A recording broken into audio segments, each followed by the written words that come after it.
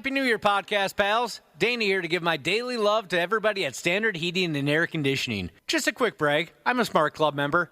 And yeah, it's a big deal because when the polar vortex hits, your house will let you know real fast. That's why right now is honestly the best time to do comfort upgrades. Standard's running a ton of specials right now. Things like whole home humidifiers to fix that dry winter air, UV lights to help keep the air cleaner, and ERVs that bring in that fresh air without dumping the heat. Trust me, you will notice a difference in a big way. Be cozy this winter. Standard Heating and Air Conditioning, providing the comfort you deserve since 1930. Online at standardheating.com. The 93X Half-Assed Morning Show. 93.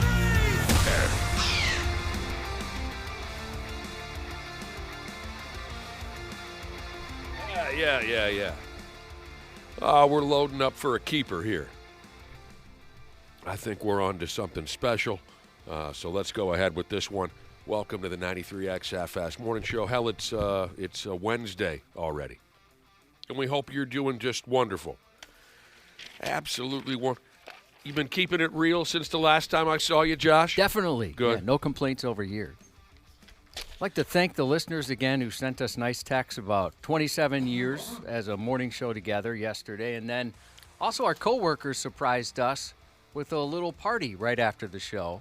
They tricked us. They said it was going to be a company meeting. And a little behind-the-scenes note here. Off air yesterday, both Nick and Ashley said they will be skipping that company meeting. Yep. They didn't want to go to the company meeting, but it turned out to be a real nice thing they did for us. Very sweet. Yeah, that was really cute of them. And after, they were like, "Yay, good job." I was talking to some sales staff, and I was like, "So is this the meeting? Is this what this right?" I just you're trying to plan an escape? I wanted to make sure, do we have an actual meeting to do now, or are we good? Well, that was very cool, very unexpected. 5 words for you, Cubby. What's that? Sheet F me running cake. Yeah, you're a sweets guy, and I saw you're pretty excited about it. I was so glad that you ate some because I didn't want any at 9 in the morning, and I was like, one of us has to eat some cake. They grabbed us a sheet cake, and I think I ate 2 pieces at the party and brought 3 home with me. Was your wife pretty it's still excited? here. She also has that sweet tooth. She loves sheet cake. If we go to a high school graduation party or any kind of an event, yeah, and there is not cake, you can physically see how aggravated she is. There's some more if you want to take more home. Where is it? It's in the the promotions room, that big room. I'm taking the rest of it home after the show today. You're right, Josh. That was very nice. We thank everyone in the building for surprising us with that. I also thought it was cute how they're like, "All right, let's cut the cake," and all of you guys are like, "Ashley, can you do this, please?" And I thought about that on my way home. I didn't even hesitate. I'm like, yeah. Let me do the cutting. I've never cut a cake. I haven't either. No, now that I think about it. A lot of folks don't even like me to be in charge of the pizza because I can't get the shapes right. There's too much geometry there. Right.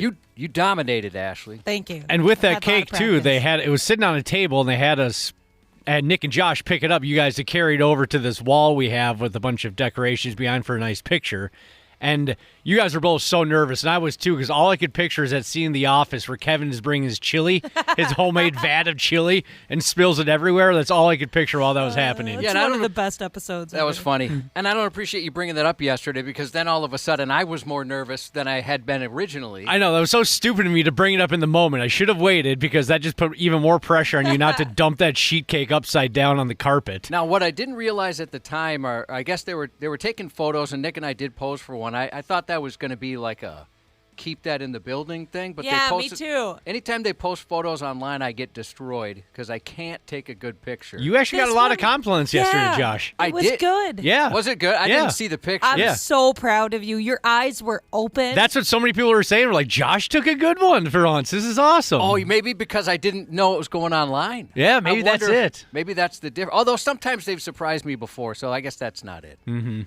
But, yeah, thanks again. I mean, so many people were so cool to us yesterday, both people texting in and then our coworkers. That was awesome. And the comments on social media are overwhelmingly positive, which was awesome. So many people giving you guys love for the 27-year run you've been on. Well, much appreciated. Here's a text message just came in. They didn't do Dick Tracy for you guys on your 20th or your 25th, but the 27th is the special number. Well, I mean, That's awesome. that's because we bitched. I did tell my husband yesterday, because you looked great in that photo, Josh, but I looked like I just woke up from like a 7-week nap. And I told my husband, I was like, well, it's cool that it was a surprise, but I wish I had some warning. So, I mean, that was a day I decided to wear sweatpants to work. And he was like, well, you knew it was their anniversary. I said, yeah, but no one has ever done anything for their anniversary before. So I figured it was going to be the same situation. Yeah, we don't even really plan anything for it. You know what it was, Ashley? The look on your face must have been, and like I said, I haven't seen the photos, but I bet it was what you were just describing earlier. So do we have to go to a meeting or what? Yeah.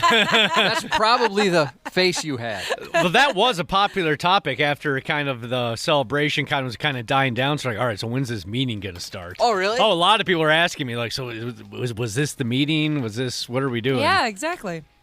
It was a beautiful thing. Yeah, very, very kind. It would have been funny if they had celebrated the show 27 years, cake, bagels, coffee, everything. And then they said, all right, we got a meeting. We had to let go so-and-so, so-and-so, and so-and-so. Anytime they call a last-second meeting, that's what you assume. Exactly. Yep, that's kind of how it goes. Oh, I would have preferred to watch someone get fired at our anniversary party. That would have That been is fun. all right, you bastards. Yeah, it was an exciting day yesterday. Slow night for me personally. I know you folks are into multiple different television series and whatnot. I'm not into that vibe. I rely on our local ball clubs for my evening entertainment. And there wasn't Dick last night for that. So I tried to dial into some of those Olympic Games on my television. Oh, nice. There was a ski race or two. There was figure skating, specifically men's individual figure skating, which is my favorite. I didn't know they did that.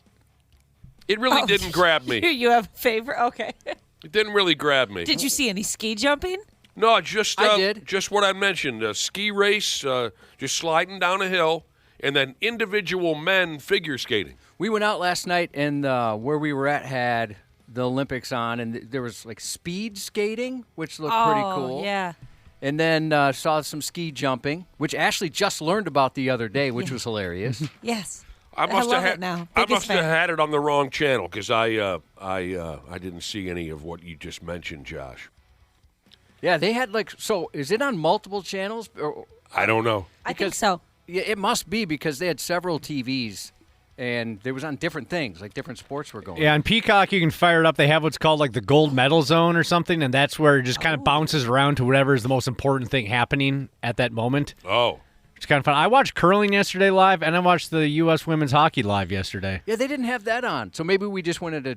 What time was that game at? The hockey game was at 1 or 2, and Oh. the curling was at 11 a.m. live. But I think they do replay them at night then for the primetime audience. Dana's watching curling at 11 a.m. It was the U.S. had a chance for gold. That's awesome. We that were out stuff like just at bores 6. the hell out of me. And now the people that won, aren't they siblings? Yeah, they're siblings. Like brother and sister? Uh-huh. Here are The Swedes. Here are events that people wish were part of the Winter Olympics. And we start with ice climbing. That sounds like a good way to get killed dead within 3-4 minutes. I mean, I don't exactly know what ice climbing is, but I wouldn't. Sounds cool. I wouldn't want to try it. Yeah, is that like Ice is very slippery, and when you add the word climbing into the mix, that leads me to believe that there are heights involved. Yeah, imagine just climbing a frozen mountain. yeah, I'm picturing somebody climbing an iceberg. Pond hockey or outdoor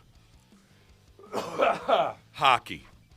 Yes, that'd be cool. But nobody, it has to be like beer league type stuff, though. I want some so like amateurs out there. 50 and up. Yeah. Okay, then I'll go along with it. Outdoor hockey, I played enough of that when I was a kid. Outdoor hockey's stupid, in my opinion. It's too cold. Yeah, I went and supported a friend who was playing in the Nokomis tournament a couple of years ago, the ice hockey national championships. Pretty damn boring. Outdoor hockey, we don't need that anymore.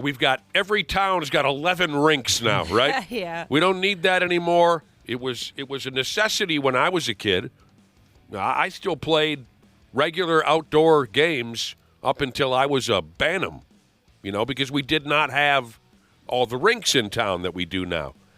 So I'm going to say no to outdoor hockey. I still don't understand why people pay a dime to go to a baseball park in February and watch an NHL game from a mile away when it's 31 below zero. But pond hockey, Ashley, your idea to do beer league, 40 and up?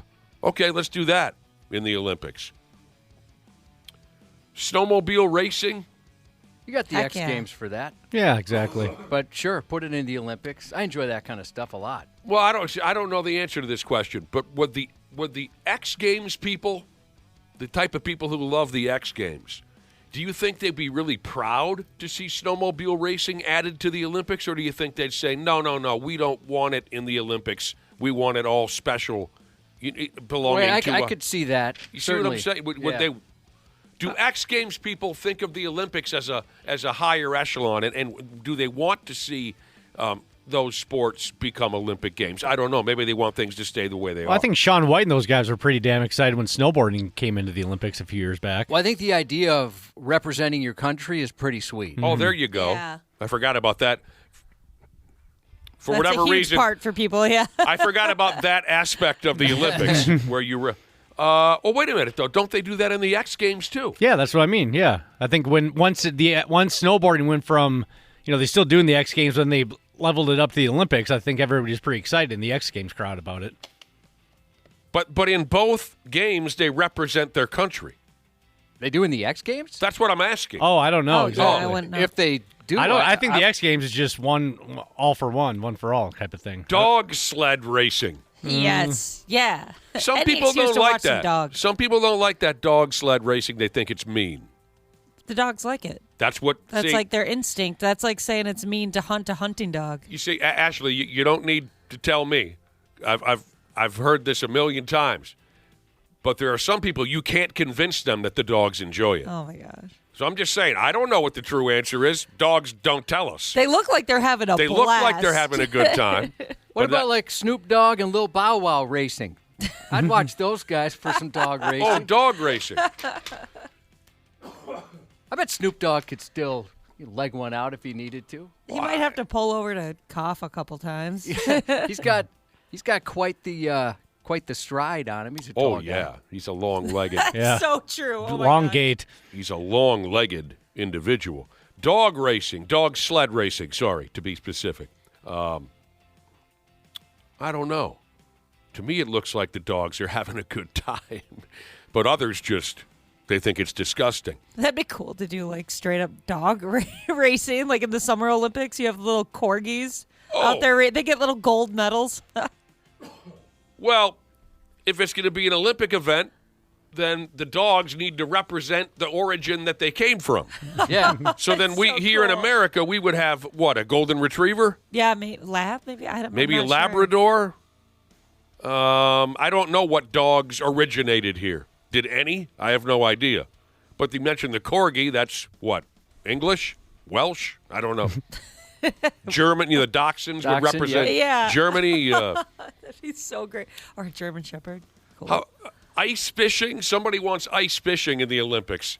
You know what? Right before this came up, Moon Pie Jesus said Olympic ice fishing would be must-see TV. Well, that would be fun, in theory, to having a big beer-bellied American, holding up the Olympic gold medal walleye, right? And then Yeah. a sad Russian and a sad Swiss guy, on the podium wishing that they would have won the gold medal. But could you watch that? It would have to be a condensed version of it. Yeah. Very You couldn't watch it live. There's No. a cam inside an ice house that's just sitting there watching him like take a nap for a little bit, drink a couple beers. Fat guy with a jig stick, right? You're watching live. You watch him kind of just lift a cheek to fart. He takes a drink out of his beer. He has a bowl of chili. The speed skating marathon. Oh man, That'd that be sounds exhausting. I know. I'm exhausted just thinking about No that. kidding. Better than a regular marathon. At least you're gliding on ice. Yeah. There's a chance of falling. That's always fun to watch. Yep. Did anybody see the highlight of the cross country skier that did a sub 6-minute mile uphill? No. So running Yep. a mile under 6 minutes is impressive as hell. This woman skied up or cross country skied uphill under 6 minutes for a mile. That was insane to watch. Yeah, I saw somebody like reposted that and said I watched this while eating a Dairy Queen Blizzard on my couch. You know, it'd be great to put behind that the Price is Right yodeling guy. Yeah. When he's climbing up that mountain. I loved that game. That was a fun one. Everybody loved that With yodeling. Mountain Climber or something climber. Whatever it was called, but the yodeling character on The Price is Right. A listener has texted in. You can always get a hold of us, 651-989-9393. That's the Luther Bloomington Kia text line. A listener texted in to say Olympic ice fishing would be great, but we don't want to give those douchebag bass fishermen any more attention than they already have. This person here says if they had Olympic ice fishing, that'd be Mus-kie TV. I'm so jealous I didn't come up with that. That's genius. That is so good. You friggin' prick. You're good, man.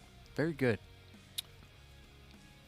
Ski ballet. Now, in parentheses here, this entry into sports events people wish were in the Winter Olympics.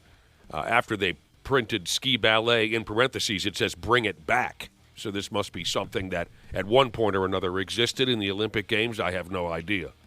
It looks hilarious. Well, I watched figure skating last night. That's, it's pretty much dancing. There's an offshoot of figure skating that was mentioned last night. Is it called ice dancing? Yeah. It's called ice dancing? Ice dancing. That's pretty much ice ballet, right? Seems Just one and the same, with yeah. a different name. Snow kiting. This is sweet. Yeah, I'd watch that for sure. I think I've seen that on a lake in my neighborhood. Dickhead skis on his feet on the frozen lake, parachute over his head, and the wind tugs him across the lake. Yep. That's exactly it. That looks so scary. I would like to watch, not ever participate in something like that. I don't know how to ski or fly a kite, so I don't think I'd be very good at the two of them combined. Jesus, one night when me and Big Al were about 30 years old, we got drunk, went outside because the wind was blowing about 76 miles per hour. We went out and flew a kite. Fun. That does sound like a blast, actually. Did you get it up? Oh, geez. It's a con. I really stepped in one there. I just wanted to give it some time there. Just wanted to give it some time. Dana, we were hammered, and all the credit goes to Big Al. We were at some beer party, and he found a kite. And the wind was it was like severe weather that night. So we go outside, and, I mean, my arms and Al's arms were completely tense, holding the kite string, the kite line, whatever. Mm-hmm. I ain't kidding you. If there had been an airplane coming into town, we would have pulled it down to the ground. That's how high you could barely even make it out. I could not believe what we had accomplished that evening. It was the stupidest, but yet one of the more fun evenings I've ever had. Two 30-year-olds out there. Yeah. And it was just like, I was like, all your upper strength to carry that. Some of those kite festivals we've heard about over the years where they kill people, they have to ban them in certain part of the countries.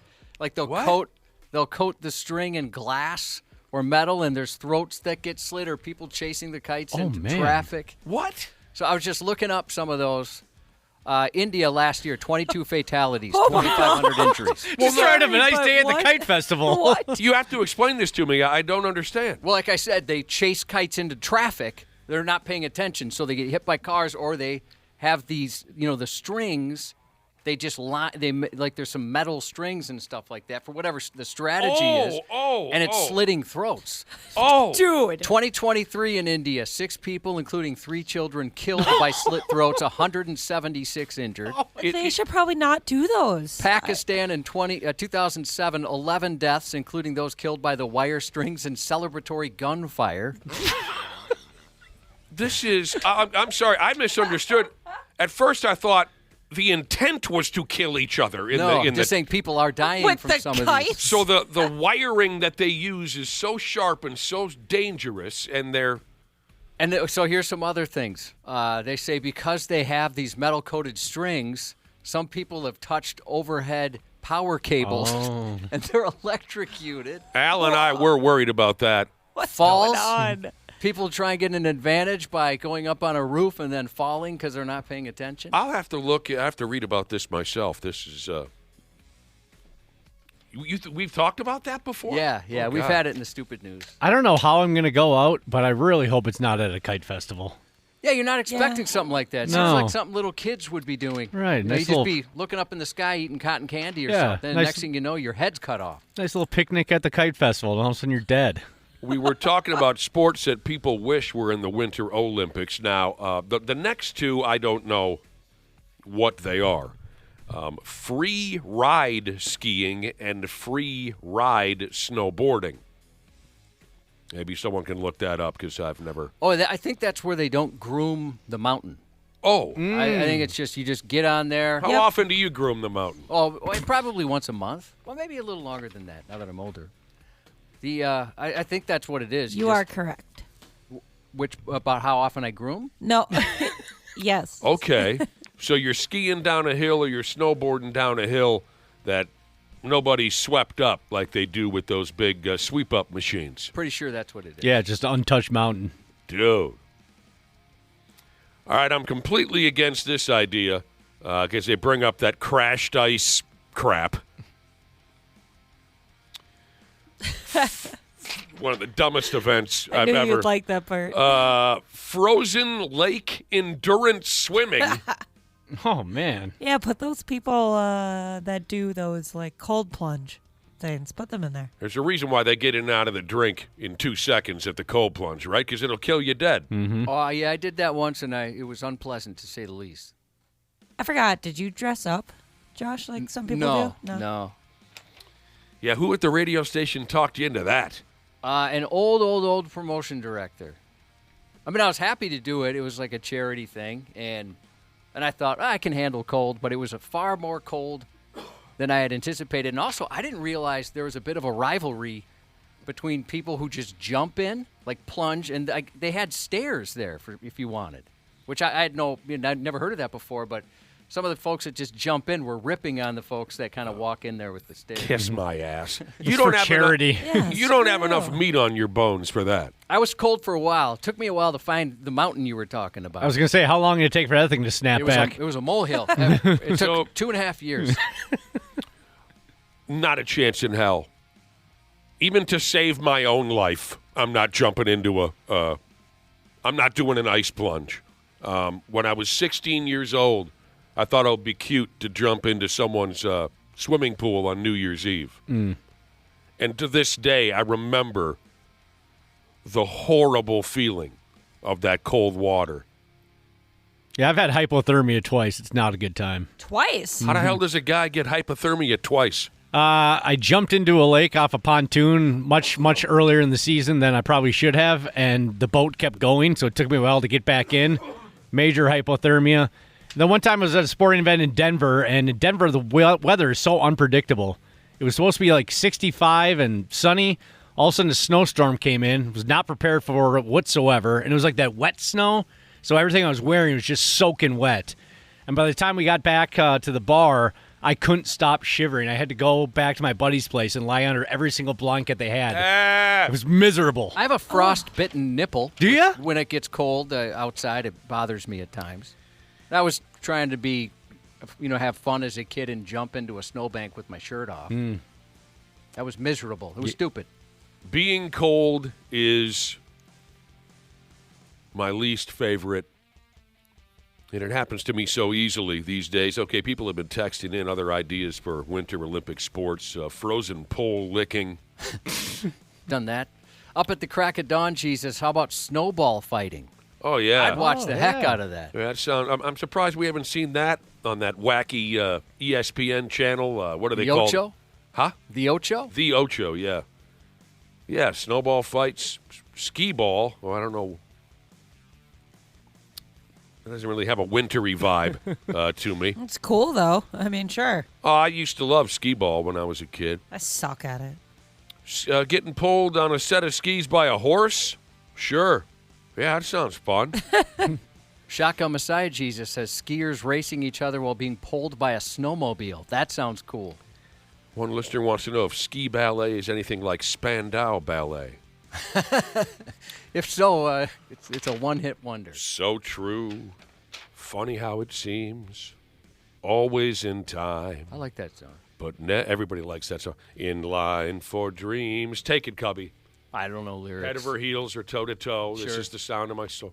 Let's wrap this up. Winter Olympics, sports that people wish, events that people wish. We're in the Winter Olympics. Snow rugby and snow volleyball. Skip the rugby. Go ahead with the volleyball. Oh, really? I'd rather watch the rugby. I don't yeah, get me it. too. I've never been able to watch rugby for more than 2 seconds. I don't get it. I don't fully understand the rules either. And this was brought up yesterday. Street luge on ice. Street luge. Yeah. A listener texted in yesterday and said him and his buddies used to lay belly first down on the old metal runner sleds when they were kids, and on icy nights in the winter they'd go, luging down the street, and they'd have to dodge cars and trees. Yeah, I like the sounds of that too. So yeah, I didn't really know what I was doing last night. I didn't know there were multiple channels for this. I stuck with one channel. I saw a little bit of skiing and, like I said, individual dudes figure skating. Yeah. Winter Olympics never been a big thing for me, but I gave it a shot. It's entertaining for a little bit, that's for sure. What's going on today? Oh, Randy Shaver and Brad Ryder will be swinging by later. And No Marcus, unfortunately. Oh, He's usually every other Wednesday we'll talk to Marcus Foligno, but he's enjoying his time off. Yeah, good for him. Get to sleep in a little bit. did he tell you where he was at? No. I bet he's on. He doesn't want Ashley to know. It's probably a good She'll call. show up. Yeah. He's probably in Mexico. Where did he go last year? Yeah, I think he went somewhere tropical, Yeah, right? he went to Puerto Vallarta last year during, I think it was the All-Star break. I imagine he is on the beach. Well, yeah, it's been a while since we talked to Marcus. We'll get a hold of him at one point or another. Before we take a little breaky break, be listening. Dana's going to give you a heads up or two on some more of those Dave Chappelle concert tickets. Yeah, they just released a new batch of tickets, and we actually have some to give away both tomorrow and Friday. So That's Tomorrow great. and Friday. Yeah, they've got a limited release, kind of a last-second thing if you wanted. I know yesterday we got a ton of texts on it. because it's been sold out, so I think they kind of reconfigured the seats a little bit, found a way to add some more. So if you go to Ticketmaster.com, you can snag a pair. Otherwise, be listening tomorrow and Friday. We got 2 pairs to give away. That's great. What in the show is when? Monday. There you go. All right, you're a wonderful crowd. We'll take a little break. We'll come back with the stupid news here before you know it on the Half-Assed Morning Show. Half-Assed Morning Show. 93X. Happy New Year, podcast pals. Dana here to give my daily love to everybody at Standard Heating and Air Conditioning. Just a quick brag, I'm a Smart Club member. And yeah, it's a big deal because when the polar vortex hits, your house will let you know real fast. That's why right now is honestly the best time to do comfort upgrades. Standard's running a ton of specials right now. Things like whole home humidifiers to fix that dry winter air, UV lights to help keep the air cleaner, and ERVs that bring in that fresh air without dumping the heat. Trust me, you will notice a difference in a big way. Be cozy this winter. Standard Heating and Air Conditioning, providing the comfort you deserve since 1930. Online at standardheating.com. Years of hard work, and now you've got pain in your back, your shoulders, your knees, maybe your joints. You need help. Randy Shaver here with the answer. Dave Bialke. He's got over 30 years experience in getting workers' compensation benefits for people just like you. Don't suffer. Call Bialke Law today. 763-571-2410 or go to bialkelaw.com. That's BIALKE law.com. And it spells relief for you. What would you do if your online store converted 36% more shoppers? You could take 36% more vacation. Another pina colada? Yes, please. Open a new retail location with 36% more square feet. Fantastic. Hire 36% more help. You're hired and you're hired. Shopify has the world's best converting checkout, up to 36% better than other e-commerce platforms. What you do with those extra sales is up to you. Switch to Shopify today at shopify.com/listen and get a $1 trial. Shopify.com/listen. Stupid news on the Half-Assed Morning Show.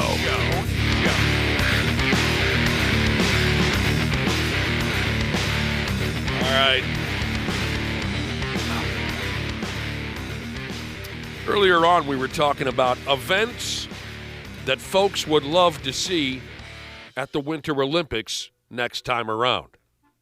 These days, you've got your skiing and your curling, and they play a little ice hockey and the snowboard. There's plenty of other events that people would like to see at their Winter Olympics. We had that conversation. Some text messages came our way from our glorious listeners. So here's some other ideas on events for the next Winter Olympics. Well, breakdancing is a Summer Olympic event now, is it not? It is. How about breakdancing on ice? Definitely adds another layer of difficulty. But we need one of those spins. It's going to take a while to stop. Exactly. What was his name, Josh? Ricky Rock or not Ricky Rocket? The song was called Rocket. Harvey Hardon. Let's see. What was that? Hardy Harvon. It was two H's. Herbie Hancock. That's it. Herbie Hancock. Rocket. Snowman building. That'd be kind of fun, actually. Oh, that's cool. Competitive timed snowman building.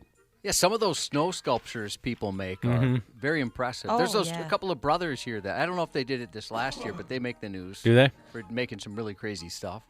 I thought of one we did in high school that might be a fun event. We didn't have a name for it. It was called modified bobsledding. We were tubing at a hill in Egan. You know, we just got some cheap saucers and inner tubes from Walmart and went sledding on this big-ass hill. And we were having a good time, you know. And then we saw a picnic table. And my buddy had the idea, let's flip that picnic table over, drag it up to the top of the hill, and all 7, 8, 9 of us can get in, and we'll go down the hill. Did it work? So we got it up there. It took a while to get it up there. But we got it up there. And It was twice today. Yeah. Yeah. Was it hard? It was hard. It was hard to get it up. Was it? But once we got it up, it was very hard. We all load up into it, and we're going down. We're having a blast, but we didn't account for basic physics. You know, if you're in a saucer, you know, it kind of glides from going downhill to flat level. There's no give to a picnic table. So once we hit the spot where, you know, it starts to come flat land, we all go flying out of that thing. And we had a blast, and we all roll around the snow. We're having so much fun. And then we look, and there's a girl who's sitting right in the front, one of our friends, and she's crying. When we hit the bottom, her face went forward, teeth first into like one of the metal bars on the picnic table. Her mouth was destroyed. Oh, no. Needed like big time emergency dental work. So Oh, gal. poor girl. Yeah. we were one and done on that one. But it was fun. Like the 30 seconds, 25 seconds of going down that hill, that was some of the most fun I've had in my life. But then seeing her, we realized, yeah, we should have maybe calculated this one a little bit better. That part still would have been fun, but you couldn't show it. You don't really think of consequences when you're a young person. No, we were 17 and stupid. What about this idea from the Brother and Sisterhood? Competitive snow blowing or plowing. Yeah, that'd be great. I'd love to watch that. Well, we came up with that actually. I mean, we didn't come up with it. We mentioned it a year ago or so when we were planning the Minnesota games. Right, we were talking about those dopes down in the Gator State who think they're funny with their specific games, right?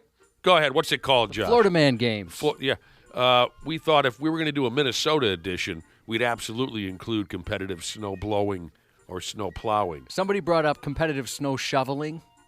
Or That'll kill somebody. Exhausting, yeah. Parking in a snow-covered lot, trying to find the lines and park, because you know that a it's lot the of folks worst. can't figure that out quite. I mean, you're not going to hit the line necessarily, but you still don't go crooked, which some people can't figure out. People are bringing up broom ball. I never understood the draw, No. the appeal of broom ball, or some people call it boot hockey, whatever.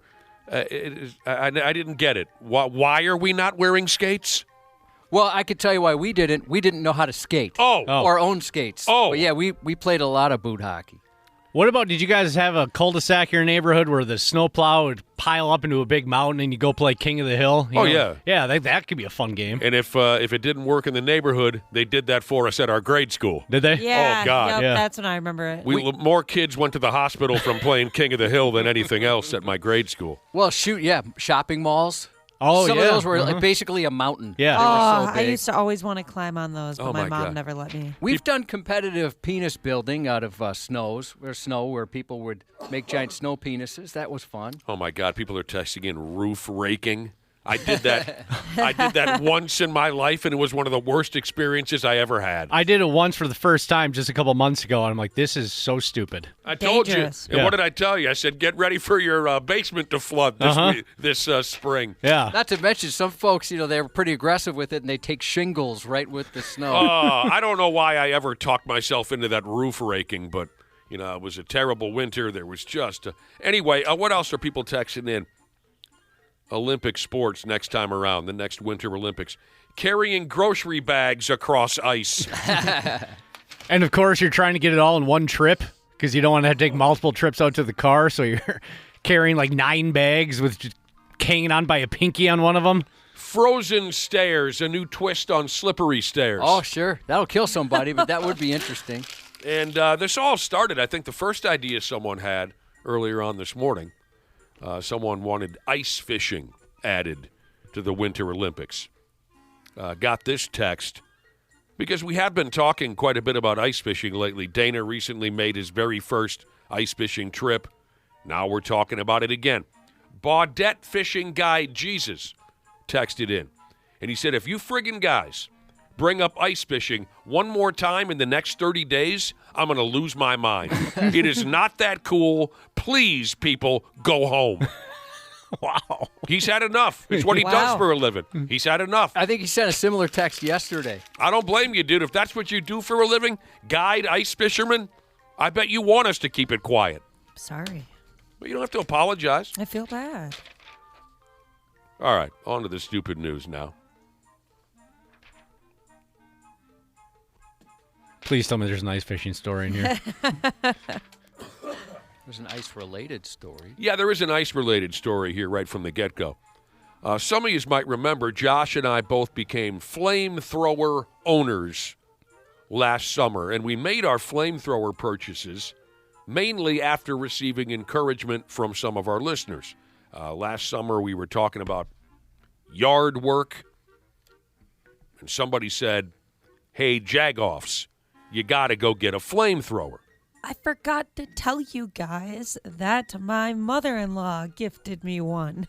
Get out of here. Have you used it yet? No, I haven't. Not yet because it's been, winter. But I am so excited. Can we get together and burn stuff? Well, Josh, have you used yours yet? What? I'm sorry now?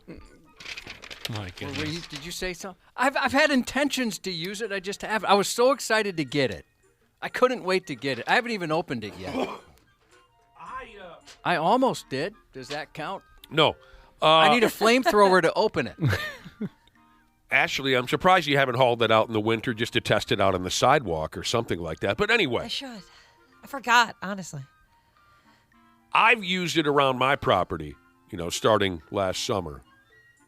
Quite a few times, burning up weeds and, some squirrels and whatnot. So now 3 of the 4 of us, are flamethrower owners. I'm sure as soon as you use it, Josh, you're going to want to come in and talk about it because you're going to enjoy the hell out of it. Yeah, I can't wait. I even thought... Obviously. Yeah, well, I do that. Delayed gratification. I thought about even getting one of those backpacks. Did we talk about that? Yeah. Yes, we did. I don't think I have the shoulder strength for it anymore. Oh, it holds your... it holds the propane tank? Yeah, you don't need that. But I don't have a smaller propane. I just got the regular one you throw me on too. the grill. Oh, you do as well? Yeah. Oh, that's right. I I have saw little you do ones. a video of it. The gas line, Josh, is long enough. You don't got to worry about toting that thing around. You just set it on the ground, and you can get quite a distance burning up weeds and squirrels before you have to move the can again. So it won't bother you. And I'll tell you, that friggin' thing sucks up propane like a son of a bitch. Oh, does it really? That big old can for your grill, that gets light real fast. Is that right? Oh, yeah. Oh, okay. It is not that heavy after only a few minutes. It sucks propane out of there like a son of a bitch. How far does that thing go? I mean, does that thing go Rammstein concert far? Or because I think I bought the same one you did. It's like you. The flame. It's got a knob on it. Sure. And you can open that up. You can put on a Rammstein show. Okay. I can get a decent distance. Of course, you got to put. Did you Not guys me. take that sexually? Because that's exactly how I meant it. No, Oh. someone's neck farted again. Yeah, that was one of the worst ones ever. Oh, I didn't even hear it. Oh, Yeah. it was a huge neck It was a big fart. one. Whose neck farted? It was Dana. mine. Dana's neck always farts. Yeah, your neck That was does a good fart one. every day. I took a big sip of Gatorade. I turned my mic off. I took a big sip of Gatorade, and I turned my mic on way too soon. I should have just let it linger for a little bit longer. That's the worst. What did you see? where do you put the mic on your neck? Because we do hear it every day. Where do you put your? I can't see your face. It's like this. Oh yeah, you're pretty close to that thing. Let's mic up your neck. We'll get like one of those. I don't think little we need clips. to. No. What I did could you- be standing across the room and it would pick up, Ashley. All right, you got to pull your head out of your ass before you light that yard work flamethrower. If you're aiming that thing in the wrong direction, you could kill yourself dead or somebody else, or you could end up being this effing guy. Well, first off, Josh, Ashley, before you light up your flamethrowers at home, I got a little greedy a few times around some bushes and trees. Played a dangerous game, did Yeah, you? you know, big old green bush. I don't know anything about the, what do they call that, Josh? Shrubbery? Yeah, trees and horticulture. What is Yeah, that? I don't horticulture, know. I So would- I don't know what's what. Just a big green bush kind of a thing, and then I got another half a tree over here, then a real tree in my yard, and there's weeds all around the base of these critters. And a couple times I was reaching way under the, and I'm thinking, is this thing gonna catch on fire? I don't know. So just don't Kind of get fun to challenge yourself. Yeah. don't get too greedy, Josh, because I was burning up weeds underneath these shrubs, and then I'm done, and I go inside. Every 5 minutes, I'm looking outside to see if it's on fire yet. Yeah. I wonder. I suppose using that around mulch is a bad idea. Probably. I don't have that problem on my property. I don't have any mulch. I mostly want to burn down these weeds that are like in the front of my house, but they're very close to my house, and I for some reason I didn't think about the possibility of my house catching on fire. I got too close to the house a few times, too. I'm telling you, I got greedy. Don't do it. It's not worth the stress and the worry. I'm telling you, I was looking out the window every 5 minutes. My house is made out of Duraflame logs, so it'd be a horrible idea to get anywhere near it. A dude in Massachusetts was playing around with his flamethrower. He was trying to burn the ice off the rooftop of his house, and now you know what happened. Hey, I don't. You'd think most people would avoid that. You would think. The pros, they use like a big steamer, right? When you have some pro come out and take care of the ice dams. Not a and stuff clue. Like I that. still just put some salt in a pair of pantyhose and throw it up on the roof. Yeah, I've heard like pantyhose or socks or something like that, folks. Does that work? We've Or is never that- done anything about it. I don't know. I throw it up there and forget all about it. I don't know if it really works. I told you guys before, we found out our attic had zero insulation, like no insulation at all. Yep. And so once we got insulated, the ice dam stopped. Rambling Jesus said he used to melt snow off his deck with a flamethrower, and he misses that deck, he says. Oh, That was a good deck. Oh, man, that deck was something. It was flammable, but outside of that, it was great. dude's trying to burn the ice off the roof of his house, and he went ahead and burned the house down. Smooth down. Here comes the neighborhood fire department. You know, it was 30 below or something like that, so the fire crew was just miserable. And they had no chance. The fire chief, the local fire chief, was pissed. And he talked to the local papers, and he said, look, don't be a hard-on. If ice is piling up on your roof, just call a professional. Nobody got hurt, but the homeowner dude says his porn stash is cooked. I wonder if the insurance company covers that, or if they say, sorry, dude, you should know better. Yeah, isn't that basically arson? What certainly wasn't his intent, but Right. I'm sure they'd wonder, right? Poopfoot Jesus said, if you want more flame, you just use the weed burner and you preheat the propane tank. Smart. Yeah, that's what you need to do. Sure. Just heat that thing up with the flame. Oh, for God's sake. And then that'll make it go I further. thought that was a real thing for a minute. Uh-oh. Yeah, don't think that. One of our listeners started the corner of his garage on fire last Friday after melting the sidewalks. Oh, shoot. Yeah, don't. If you have any doubts, don't do it. I've heard that's bad to do for the sidewalk. Like it can kind of mess it up. Yeah, right? I don't care if I mess up the all of sidewalk. a Do you sudden really care if you mess up the sidewalk? Mine's sinking pretty good. The city it's doing what? It's sinking. Sinking? Yeah, the city even mentioned it. That's fun. People are warning me about the flamethrower, and now I'm kind of scared to Well, use it. just like I said, just don't get greedy. Yeah, If somebody you don't- said, though, I never thought, they're like, yeah, make sure you watch out for, like, utilities around your property and stuff like that. Well, I'm like, yeah. I didn't even think of that. Yeah. Ah, All right, here we go. Christ almighty, here we go.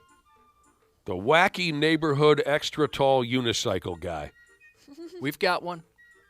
And I mean the unicycle is extra tall, not the guy. I love how you hate these people. Does every neighborhood have the wacky extra tall unicycle guy who just rides around town looking for someone to please ask him about his extra tall unicycle? I do. And I used to live in a neighborhood where we had the wacky, super tall bike riding guy. Yeah. Where it was like 2 or 3 bikes welded together. He must have needed a ladder or jump out of a second window to get a second story window to get on that. See, we used to have the wacky extra tall unicycle guy. And before we go any further, I want to be clear. If you're a unicycle rider, I have nothing but envy and respect for you. If you're able to ride a unicycle to the liquor store or to go get a pack of cigarettes, that is effing cool as hell in my book. I love the unicycle, and I wish I knew how to ride one. I'm going after the type, like I said, who just rides that extra tall unicycle round and round 4 hours in the same area looking for everyone to notice him. Didn't you make that guy sad We once? did. Yeah, We did. We breakfast? finally see. We had it even worse, Ashley. There was this dude who used to ride his extra tall, wacky unicycle around our favorite breakfast spot in my hometown every Saturday morning. So as we entered to have breakfast, and we'd stay in there for 2 hours. But yet still, when we exited, he's still riding around the parking lot. But we had it even worse. Not only was he on an extra tall unicycle, but he also had a parrot on his shoulder. Oh, man. He wasn't getting enough attention on that unicycle? So, yeah, after a year, we finally yelled at the guy, and we said, okay, we get it. You're different. You get around town in an unconventional way, and you've made a quirky and out-of-the-ordinary choice for a pet. We admit it. You win this round. And he got all sad, and he pedaled away. That's just so funny. Jesus, what do you want from us? I love that you hate these guys so much. A couple days ago in Colorado, the cops had to holler at their wacky extra tall unicycle guy because he was riding his unicycle in a damned intersection while juggling flaming bowling pins. I got to say, it did look pretty sweet. It's way better than a parrot on your shoulder. Yeah. Okay, this is so dumb, but I think it just killed me. Talking about that guy in the parking lot, Nick. He was upset. Hot Cocoa Jesus texted in and said he probably didn't know how to get off. He's stuck up there. Yeah, he just wanted your help, and you guys berated him. And he's like, I'm in severe danger. I don't know how to stop. A fall from this height will kill me. Help me. I never thought that maybe it was a die-hard situation where a terrorist put him up to it, and he had to do it in order to save a schoolhouse full of children or something like that. But yet he had no. I never considered that. Well, I bet you feel like a jerk now. He wanted some help. So again, a dude's riding his wacky extra tall unicycle in an intersection in Colorado, cars everywhere, and he's juggling flaming bowling balls or something. And the cops basically said, more or less, cool show, dude. But, you're aware of the fact that you can't just juggle fire wherever you want to, right? I imagine folks in their motor vehicles at that intersection probably found the show to be a nice distraction from another boring day, but there's a place for fire and extra tall unicycles. It's called the friggin' circus. Yeah, I mean, be cool to see, like you said, but I would be a little frustrated if I had to sit and wait for his show to end, if I had to get to work or something like that. It'd be cool for like 3 seconds. If he's not blocking traffic like he was. Smooth Vanilla Jesus texted in and said, well, what about the red panda? Please don't ever compare a dork on an extra tall unicycle, lingering in a neighborhood for 6 hours, to the greatest entertainer that's ever lived. Our elementary school gym teacher brought in his unicycle, once or twice a year and did a little demonstration. And man, he was a rock star. We just thought he was the coolest dude ever. Oh, that's perfect. Yeah. At that age. Oh, we were like standing up and cheering because he could kind of like jump, kind of do like little wheelie type things on it, doing all little tricks. We just thought it was the coolest thing we've ever seen. We had a teacher that could juggle like nobody's business, and it was the same thing. Yeah. He was a hero. I'd love to learn how to ride a unicycle, but I wouldn't make it your problem. You know what I mean? Right. Maybe just do it on the driveway, not in a public square. Well, yeah, I mean, but like I said, if you're going to just run on up to the store and get a Mars bar or something, I mean, that's awesome. I love the Mars bar as your go-to chocolate bar there. That was good. That was a good pull. It's a great, like, whatchamacallit. It's another one. Yeah. People don't talk about those enough. So here's what the local police in Colorado said about this character. They said, let's all take a moment to appreciate this man's talents. Yes. Then let's all agree that we aren't going to do stuff like this. Okay? They didn't ticket the wacky extra tall unicycle guy. They just told him to take his gimmick somewhere else. Somebody sent us a picture of a cyclist that they saw in Colorado a few years ago, and the person's not on a unicycle, but they're riding a bicycle, and they have a giraffe head on. I got to say, I like the outfit. As a matching sport coat, wearing white gloves for some reason. That part scares me. Shorts with some like Birkenstock-style sandals. Yeah. It's a good look. Sure, attention-seeking, but... Well, weed's legal there, so... I'd laugh if I saw something like that. You're right, Ashley. He's probably high. 9. I'm getting there. I'm trying to read this name on my computer screen. 9 minus 10-inch wiener Jesus says he'll teach me how to ride a by God unicycle. He says he can do a wheelie on a unicycle. Trying to figure, how do you do that one? I don't know. All right, what's this now? Some derelict got naked at the fun park. Isn't there always someone ass naked or at the very least accidentally exposing their genitals at the family fun park? Does seem that way. I saw more genitalia at Wisconsin Dells in one weekend than 100 trips to the Boom Boom Room. Especially those one really steep slides, where you go down and something always falls off. It wasn't even on the slides, Dana. Oh, it wasn't? It's folks just sitting in their beach chair. What do you call it next to the pool? Pool chair. Yeah. Dongs hanging out the side of shorts. I've never my seen gosh, that. what? Vaginas, boobs hanging out of tops. I mean, Go on. when they went down the... Oh, yeah. Careful what you ask for, Cubby. Yeah, I know what you're talking about. You're right. When they went down the slide, a lot of swimsuits just completely gave way. That's where we hung out, at the bottom of the slide in grade school. Yep. But even just hanging around the pool, these people just... They're slobs. They can't keep their gear, and then they think it's okay that their little kid is naked and running around. Ugh. Everyone, put their friggin' gear away, please. I'm trying to have an old Milwaukee.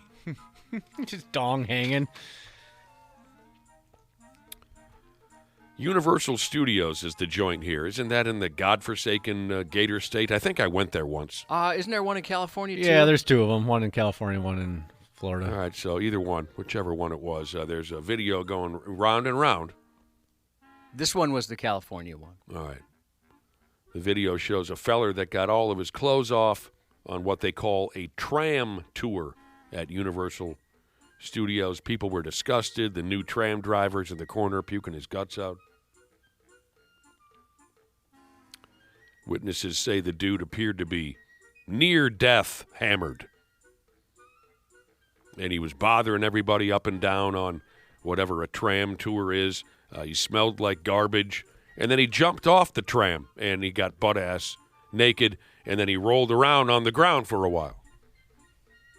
And then he got back on the tram. It's a little different. And I know what some of you are wondering, when did he when did he start with the jacking off? It says nothing here in the story about a rub-out.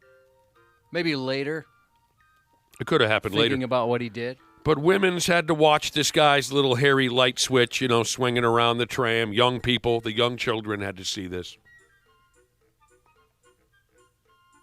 After a few more minutes of the world's worst strip show. The dude was hauled away.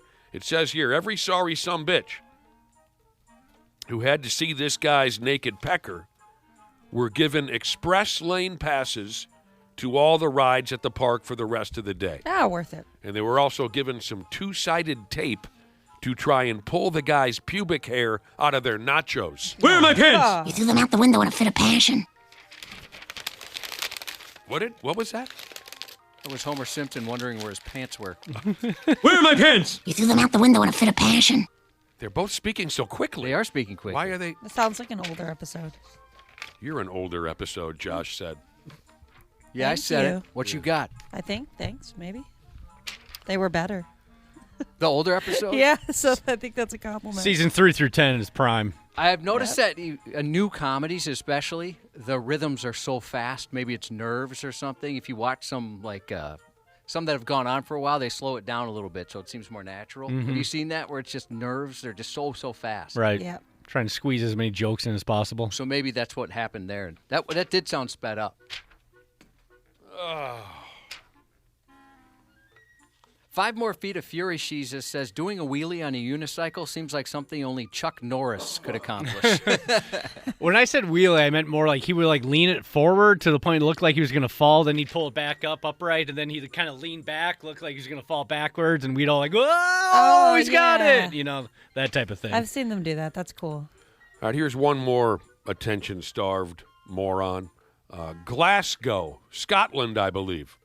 Anybody want to back me up on that? I'm with you. Yep. Okay. You got it, man. From what I understand, even folks in Glasgow, Scotland, lay awake at night, crying, stressing over when and how they can finally be noticed on social media, just like we do here in the States. What do I do? Oh, God, they pray. I have my cell phone ready. I know how to hit the record button. But what do I do, Lord, to reach the highest achievement known to modern man, to be social media famous? God help me go viral, they pray, while sobbing. I don't know if God answered this kid's prayers or not, but here's how one dude got it done. In, again, Glasgow, Scotland, a dude hopped onto a local subway car dressed as a duck. He shouted some nonsense out loud, and then he poured milk and cereal all over himself, and then he left. I was entertained by this video. If I was on social media, I would have hit the like button. You would have smashed that one? Yeah, I would have hit it. He was painted yellow like a duckling, no shirt on. I liked the outfit. That was good. He had a little duck bill over his nose. And again, he yelled something. No one cares what it was. He poured milk and cereal over the top of his head, and then he gone. He's extremely jaundiced, unless that's paint. One of the two. He needs a doctor or a sponge. He needs to get under one of those lights. But he made it. He did it. Social media has finally fully acknowledged him. A couple days ago, he was nobody. He looks like the type of dude that would have a humiliation kink. That's just the vibe I get. That makes perfect sense to me.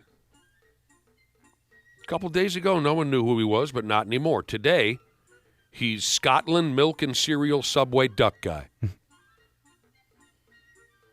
I didn't watch the video because I don't care. But there you go. He made a terrible mess on the subway. Yeah, that's not cool. That's what I'm focusing on. Somebody's going to have to clean that up, and I bet soggy cereal is a bitch to clean up. Yeah, my OCD kicked in right away, and the first thing I thought is, who's got to clean that?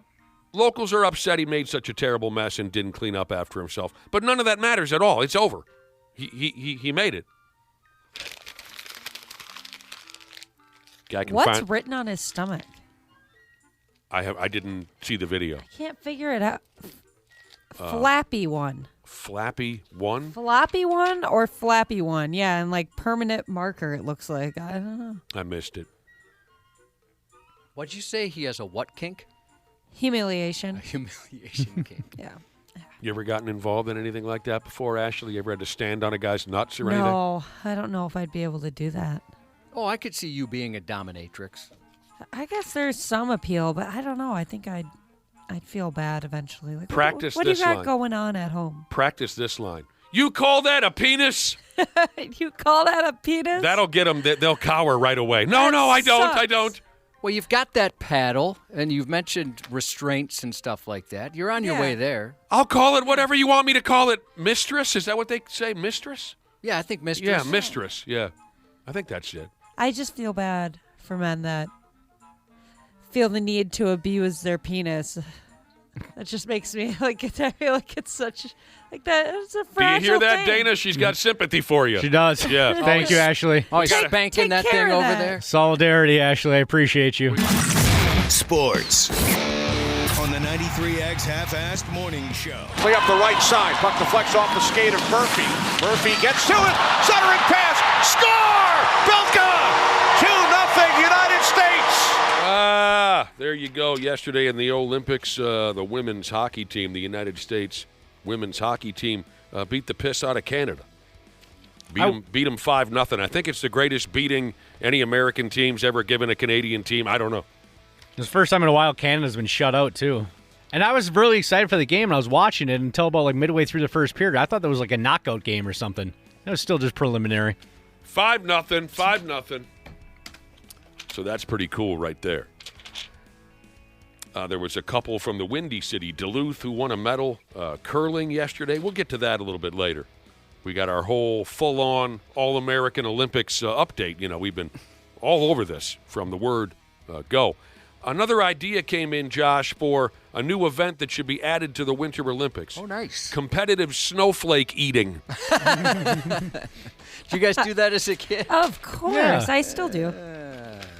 I was always still hungry afterwards. Yeah, not really filling. I could eat a lot of snowflakes. Gosh, I used to love eating snow.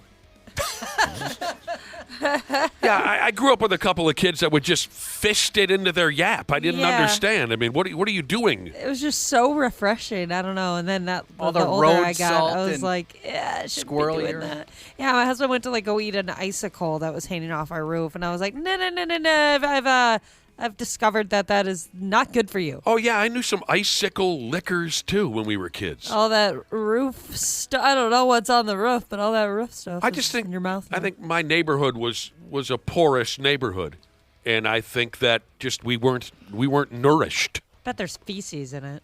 Yeah, but we were young and we were just little kids. We didn't know any better. I think we were just starving because we lived in this broke ass neighborhood where our parents didn't provide for us. That's got to be the answer why there were so many snow eaters and icicle liquors in my neighborhood. Chewing ice is supposed to curb your hunger. So Is that right? Yeah. There you go. There you go. I'd heard before it shows you're horny Oh my God! if you're chewing ice. Well, for Christ's sake, Josh, we were 4. Yeah, well, you guys got started early there. Coming up when Randy Shaver and Brad Ryder join us, of course, we'll tell you whatever else happened at the Winter Olympics. One story I think we're all looking forward to sharing, something really weird cut loose at the Olympics yesterday, day before. An interview with an athlete got really weird. Oh, I'm so excited to talk And about this. we'll share that with you at 7:30.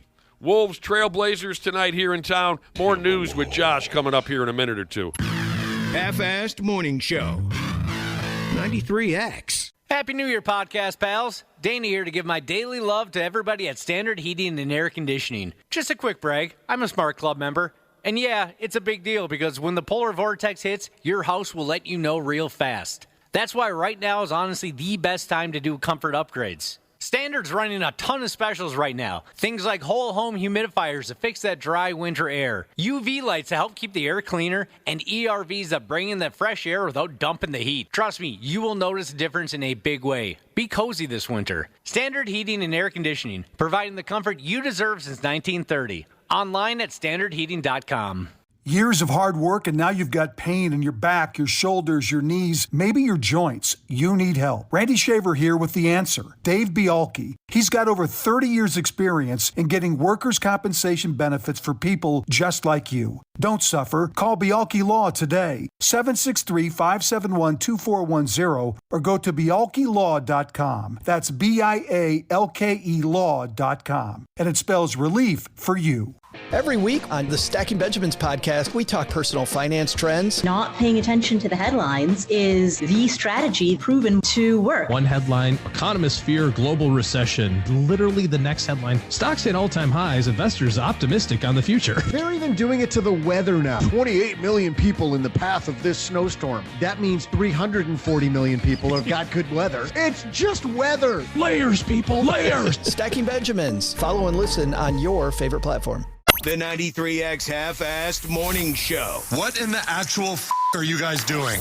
On 93X. Everyone wants to know why, and I don't have the ability to answer that question right now. A Florida man who took issue with some teens he thought were staring at him went on an unhinged tirade at a McDonald's over the weekend, hurling his Dr. Pepper at them before debuting his butt for the crowd.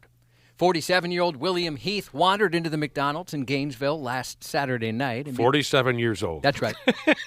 He became visibly agitated when he spotted a group of teenagers looking at him. He stormed over and sparked an argument, but when diplomacy failed, carbonation prevailed. He chucked his soda at the group, dousing two of them at Dr. Pepper.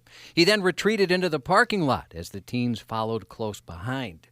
When he noticed other people nearby, he put on a show, flopping down in a bush near the sidewalk and pretending the group had ganged up on him and shoved him into the bushes. Wow, this guy's troubled. Which may have worked had several witnesses not told police they never saw the kids initiate any contact. So he took a dive into the bushes. Yeah. As a grown man, Yep. Look at what they've done to me. Moments later, he turned around and dropped his pants, mooning the teens, while spanking himself and caressing his left butt cheek seductively. Don't do that. He later confessed to the entire situation, telling police he tried to defend himself because the kids were staring at him. This dude ought to just never come out the house ever again. There may be times when you think I'd kill someone for fries, but most people don't mean it, which sadly wasn't the case in Texas last month. Police in Fort Worth are searching for a suspect after an argument over French fries turned salty. What is that noise? It's unbelievable Is that around your here. neck, Dana? No, that was me. No. Can we friggin' have one conversation? That was me moving my mic. No, it wasn't. No. You're good. That was Ashley. Oh, okay. Sucking Just so trying to hard drink on some her water water. bottle that her water bottle is whining. I'm just trying to drink some water. I heard it a second ago, Not too. bad. I don't know why it's doing that. It usually doesn't. You are drawing so hard on the straw of your water bottle that it's whining at us. I think I've washed it too many times. The straw is starting to morph a little, so it makes noise now. My bad. I thought I had to oil my neck. My neck's a little sore, and I thought that's the noise it makes when I move. So that freaked me out. I didn't even hear it until I noticed Nick staring at me. This place is just a wall of bizarre sounds. You guys do have a button where if you're going to make a noise, you can turn it off. Well, yeah. Mine is very far away. I usually don't have to because it doesn't usually make noise, but I guess that's a new development here. Ashley's water bottle said, Yeah. It was like a ghost. You got a liquid ghost over there. What were you saying now? I don't even know. Well, you started We'll over. be back after the... Police in Fort Worth are searching for a suspect after an argument over French fries turned salty. French fries, yeah. And then deadly. Detectives learned the dispute began when the victim refused to share his order of fries with the suspect, who then shot his friend for denying him said fries. Despite searching the area and the suspect's apartment, as of press time at least, officers haven't been able to catch up to the suspect. He killed the guy because he wouldn't share his fries. He killed the guy? Yeah. Well. And a Missouri man's been accused of turning pop into police work after harassing a woman because he wanted a Pepsi and she wouldn't let him have one. The victim called police just before 7:30 p.m. last Wednesday. When officers arrived, she showed them video showing 47-year-old Brian Champagne trying to force his way into her bedroom where she kept her Pepsi. In that video, Champagne is heard demanding the soft drink. The footage also shows Champagne come uncorked, trying to start a physical fight with the woman's son. The video further captures Champagne repeatedly threatening to beat the son's head in and kill him for a Pepsi. How far do they have to drive to hit their the closest gas station in this neighborhood. He needed it now. Yeah. And he was upset. I think that all of a sudden it became about her not sharing her Pepsi. Eventually, the victim allowed Champagne's mom to enter her room to retrieve a refreshing Pepsi. When officers first arrived, they tried talking to Champagne, who was described in a statement as uncooperative and argumentative. Did he kill everyone in the house? Nobody was killed. No one was killed. Okay. As police questioned him, Champagne kept asking why they were being so rude to him and why he was being treated as a criminal. Well, he beat somebody up and threatened to kill him. It wasn't clear how Champagne and the victim knew each other or why they were sharing a residence. In better Pepsi news, last week the company lowered the prices of its Cheetos, Doritos, Lay's, and other snack brands by up to 15%, saying they want to bring relief to consumers facing an affordability crunch. Well, that's awful nice. Yeah, things are No expensive. kidding. The food and beverage company said the price cuts, which were announced just before last weekend's Super Bowl, are an effort to respond to the financial strain facing many consumers. Thank you. I'll clean out a bag of chips quicker than the next guy. PepsiCo also announced the upcoming release of Doritos Protein if you want to get jacked. Oh, my gosh, of course. Part of the company's plan to offer increased protein, fiber, and whole grains in their foods. According to the press release, the initiative also removed artificial colors and flavors. Protein is so hot right now. Yeah, they're trying to compete. I saw Pop-Tarts, like they said loaded with protein on the box. It's like extra protein Pop-Tarts, of all things. You know what I saw the other day? Would you guys be interested in this? Unfrosted Pop-Tarts. Why is that a thing? Who's eating those? I've seen those, and it's very disappointing anytime you do. Who's eating those? No, I don't know. Hippies. Don't do that to yourself. No, the unfrosted part of the Pop-Tart often never ends up in my mouth. No. The manager of a ramen shop in Japan was arrested after punching himself in the face in an attempt to fake a robbery and embezzle company funds. He should hang out with that guy from McDonald's throwing himself into the bushes acting like teenage kids kicked his ass. Yeah, a couple of buddies there. Reports state the 36-year-old manager called police claiming he'd been attacked by a knife-wielding mugger who made off with about $4,000 in cash after punching him in the face. Police took his statement and began looking into the theft, but his story soon raised suspicion. For one, no one matching the assailant's description appeared in the area on any surveillance camera at the time of the crime. What's more, an inspection of the manager's smartphone revealed he'd searched damning queries like staged robbery victim, how to get away with insurance fraud. Jeez. Subtle. Very subtle. Yeah. How many times I got to tell people you do that kind of stuff at the library? Yeah, or use like an incognito mode. Well, they could probably still find that. He later admitted to faking the entire ordeal, saying he'd planned to use the stolen money to cover his living expenses and fun trips to the casino. Fun trips? Yes. That's pretty shady right there, Cubby. Because nothing pairs with uncooked fish quite like soup tossing and sudden gunfire. A St. Louis mother opened fire and threw a bowl of soup at people inside a suburban Missouri sushi restaurant. 31-year-old Aaliyah Moorhead was inside the local eatery in Kirkwood Wednesday night with her 9-year-old child and an adult woman, where she became agitated with an issue with her order. Wasabi Sushi Bar staff offered to fix the order, but Moorhead began swearing at a server and was asked to leave.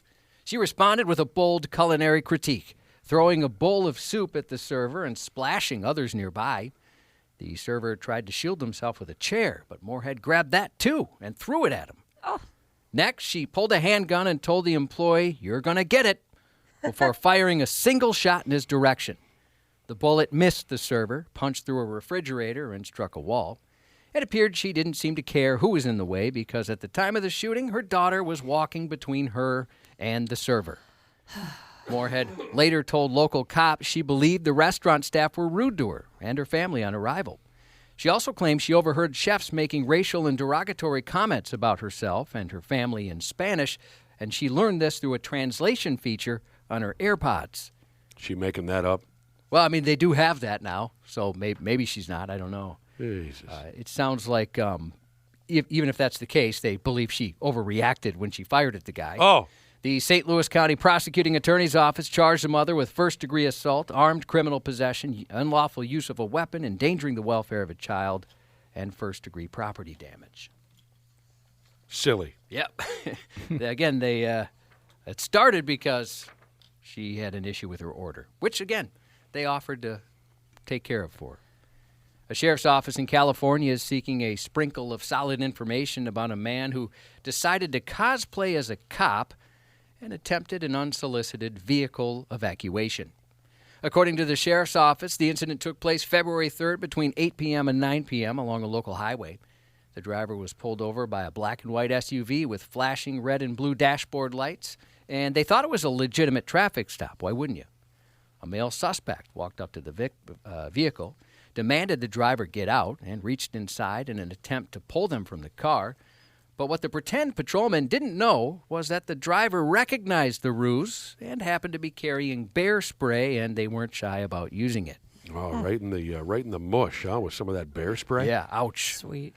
Courtesy of capsaicin and quick thinking, the driver managed to douse the douchebag and peel out of there.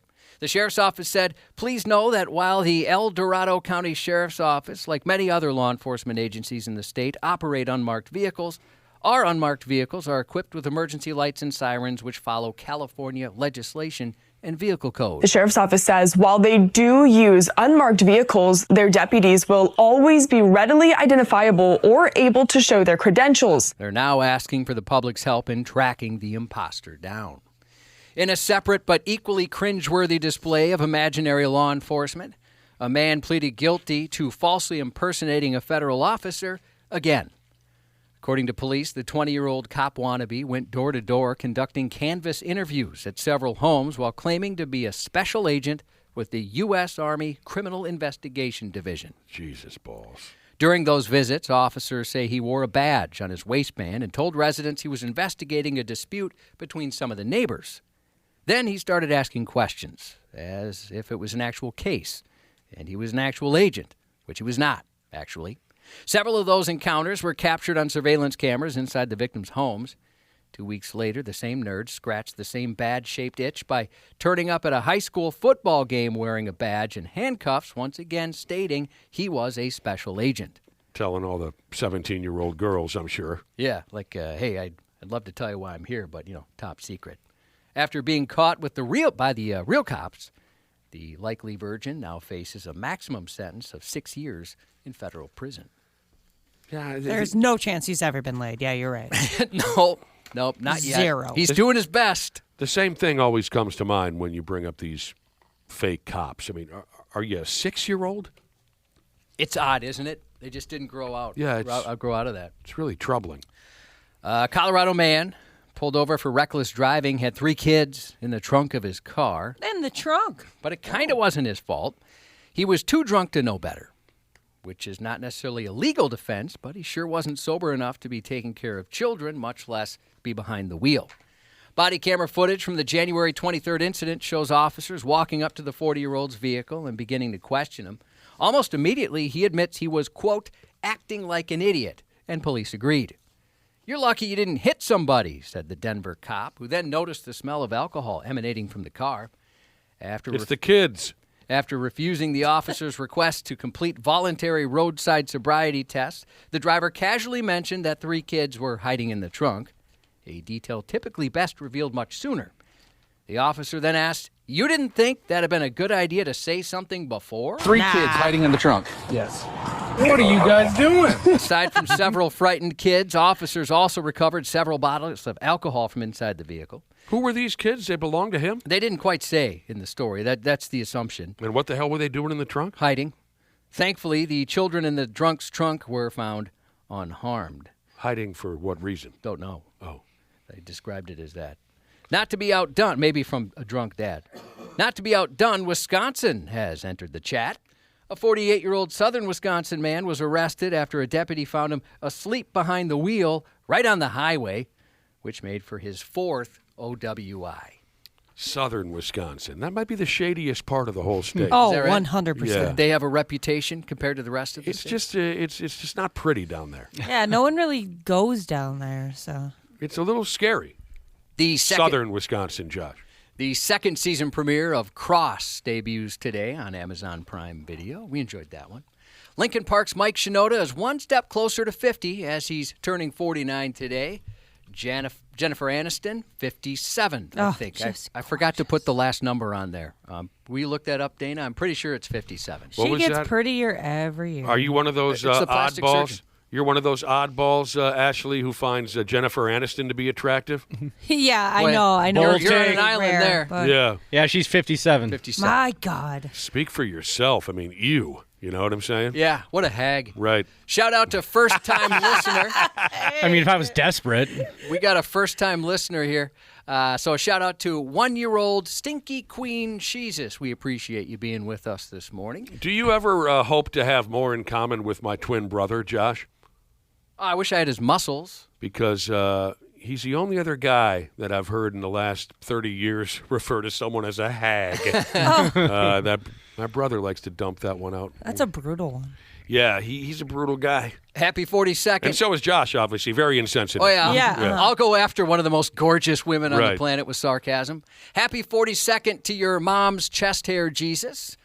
Hung like a seahorse, Jesus wants to wish his little sister, my brother has a small penis, Jesus, a happy birthday. All the way from Arkansas, by the way. Thank you for tuning in. God, I wonder if they know Pistol Pete from across the street. Go ahead. And once again, we'd like to thank those of you who were kind enough to send some nice texts for the show's 27th anniversary yesterday, and certainly to our coworkers as well. They threw us a surprise party after the show, which was very nice, made for a special moment for us. So a sincere thanks to all y'all. We realize we're very lucky. We appreciate it. Thank you again. And that's 93X News. Randy Shaver and Brad Ryder on the Half-Ass Morning Show. Today I made the choice to tell the world what I did. So maybe there's a chance that she will see what she really means to me. And maybe not. But don't want to think I didn't try everything to get her back. All right, this is a really fun place to start right here. I think everybody and all of y'all are going to like this one. Hello, Randy Shaver. Hello. And the lonely boy. Brad Ryder. Hello. Hello. Brad? Good morning. There he is. Hi, Brad. Brad is jacking off. Oh, not again. Give him some Not time. again. I heard the song on my way in this morning, Brad Ryder. I heard your theme song, Lonely Boy. Oh, yeah? Who sings that again? I forgot. Andrew Gold. Yes. Andrew Gold, that's right. And the year, I'm going to go ahead and say 76, 77. Yeah, Yeah, whenever I sounds have right. 70s on 7 on, once in a while I do hear that. Oh, what a lonely boy. He was born in the winter of 1951. It's a good song. Yeah. We welcome Randy Shaver and Brad Ryder to the program. That audio that Josh played for you right there. Apparently, an athlete interview got weird over there at the Olympics. Really weird. Unexpected. A feller called Sturla, I think. Sturla. He went ahead and won the bronze medal in the men's 20-kilometer individual biathlon. All right? He's a German character? I don't recall. Doesn't matter. Yeah, I forget. Sturla. He won a medal in the biathlon. And then he burst into tears up there on the medal stand, the podium, whatever you call it. So everyone in the crowd's looking around saying, well, okay, he's a little emotional about his victory, but Sad he didn't, win gold, maybe? maybe. But it looks a little different, right? His emotions were just a little different. So someone put a mic in his grill. And he said that this week has been the worst week of his life. Confusing statement right there, right from the get-go. You just won a medal. What are you talking about? You just won a medal. You're hanging out here in, where are they? Spain? I can't remember now. Italy. He went on to explain this Sturla character. The reason why this has been the worst week of his life, it's because he's been banging a side piece. Yep. This is what he said. And he feels terrible about it. He's been cheating on his girlfriend. And he admitted that. Yes. In front of the world. Yeah. Oh, my God. Yep. Told her in front of the world. And so he must have thought, you know what? This is as good a time as any for all that information to fall out of my yap. She was mortified. The media caught Which up one? with The one who Which was one? cheated on. The side piece? So the or media figured out who she was, his Yeah. girlfriend? And she was, miserable about it. Like, why would you do something like that? Not even the cheating, just why'd you say that in front of the entire world? You embarrassed me in front of all these people. Great. Now her family knows, too. The last I read, no one knew her name, but of course it only takes about 5 minutes with social media now, right? And then everyone wants to pick on you, strangers picking on you. That sucks. You know what? Right, the cheating is bad enough, at least in some people's minds. It's even worse, I think, that now people know who she is because they're going to friggin' bother her.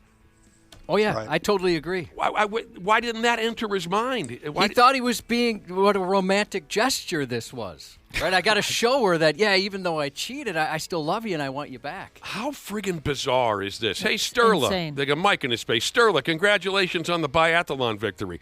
Yeah, well, appreciate that, but my life really sucks because I've been folding something on the side.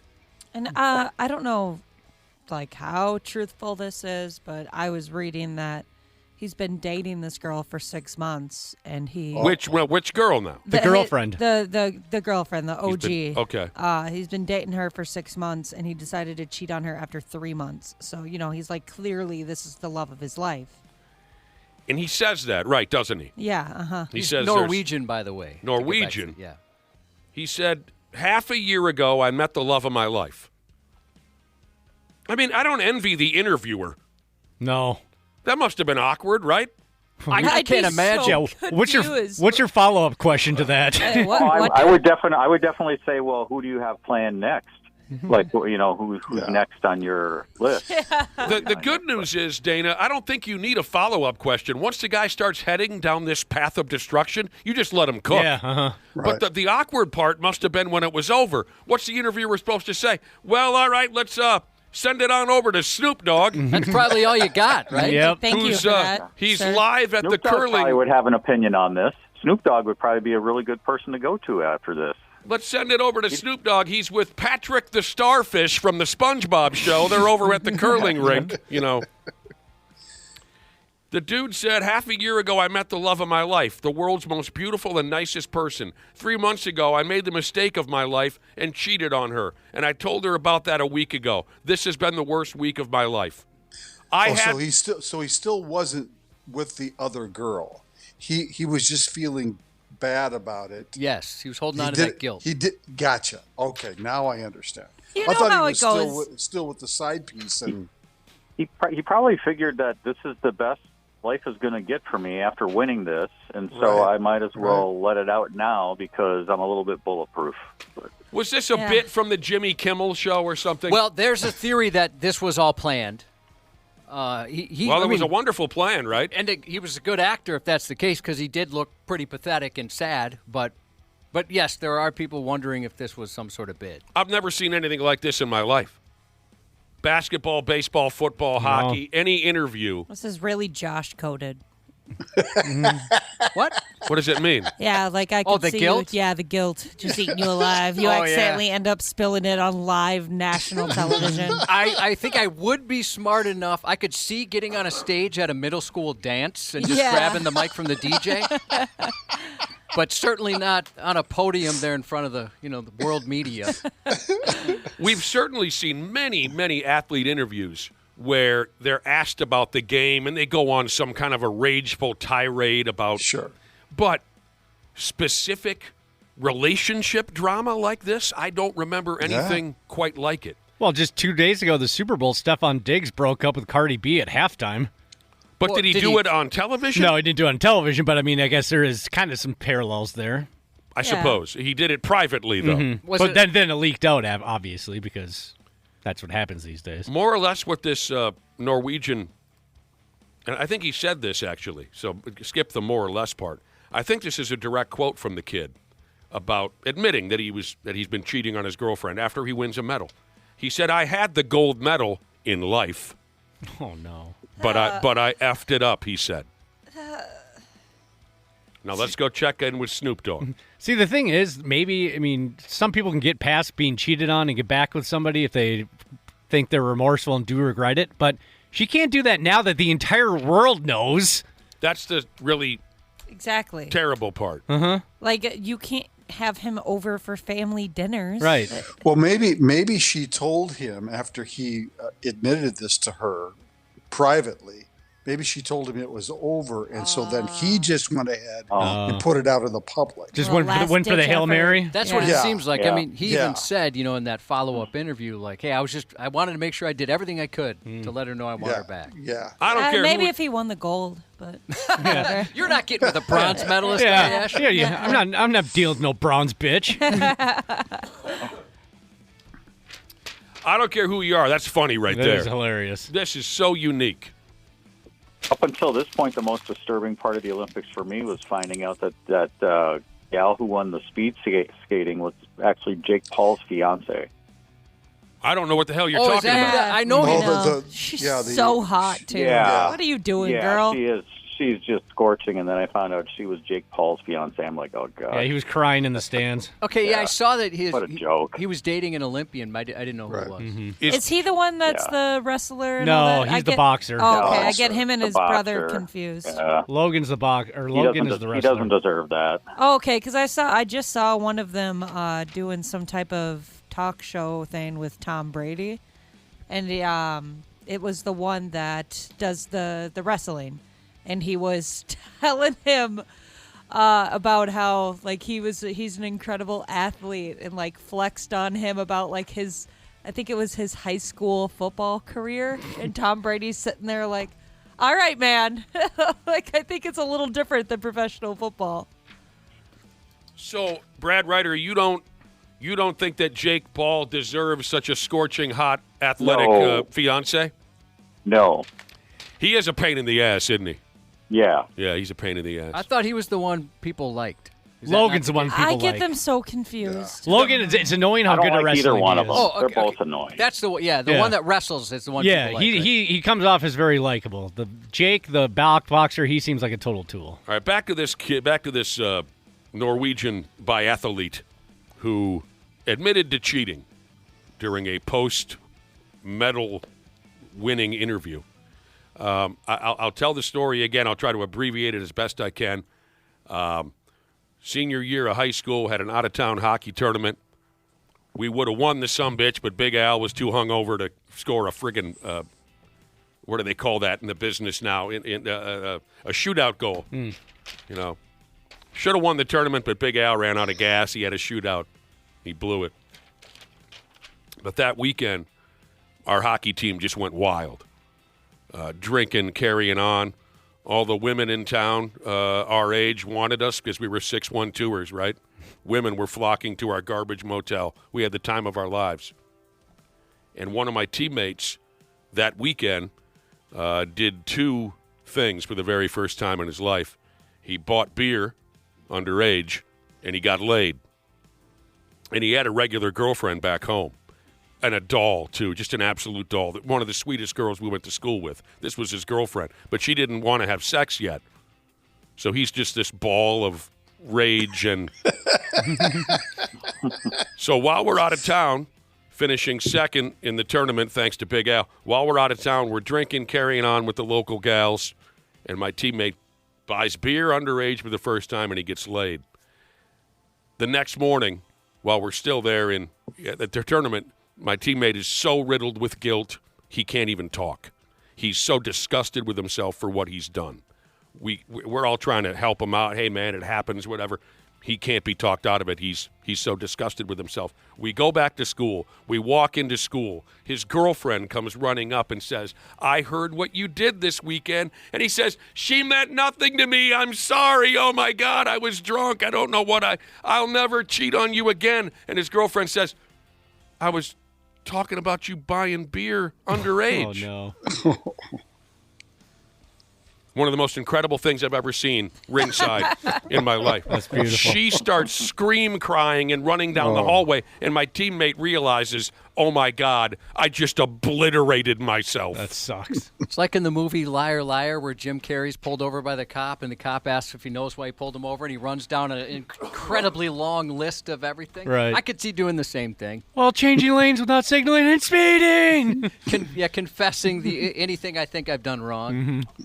You know, every Wednesday we're up against a wild update. We like to give you the goods on the Man-Bear Pigs.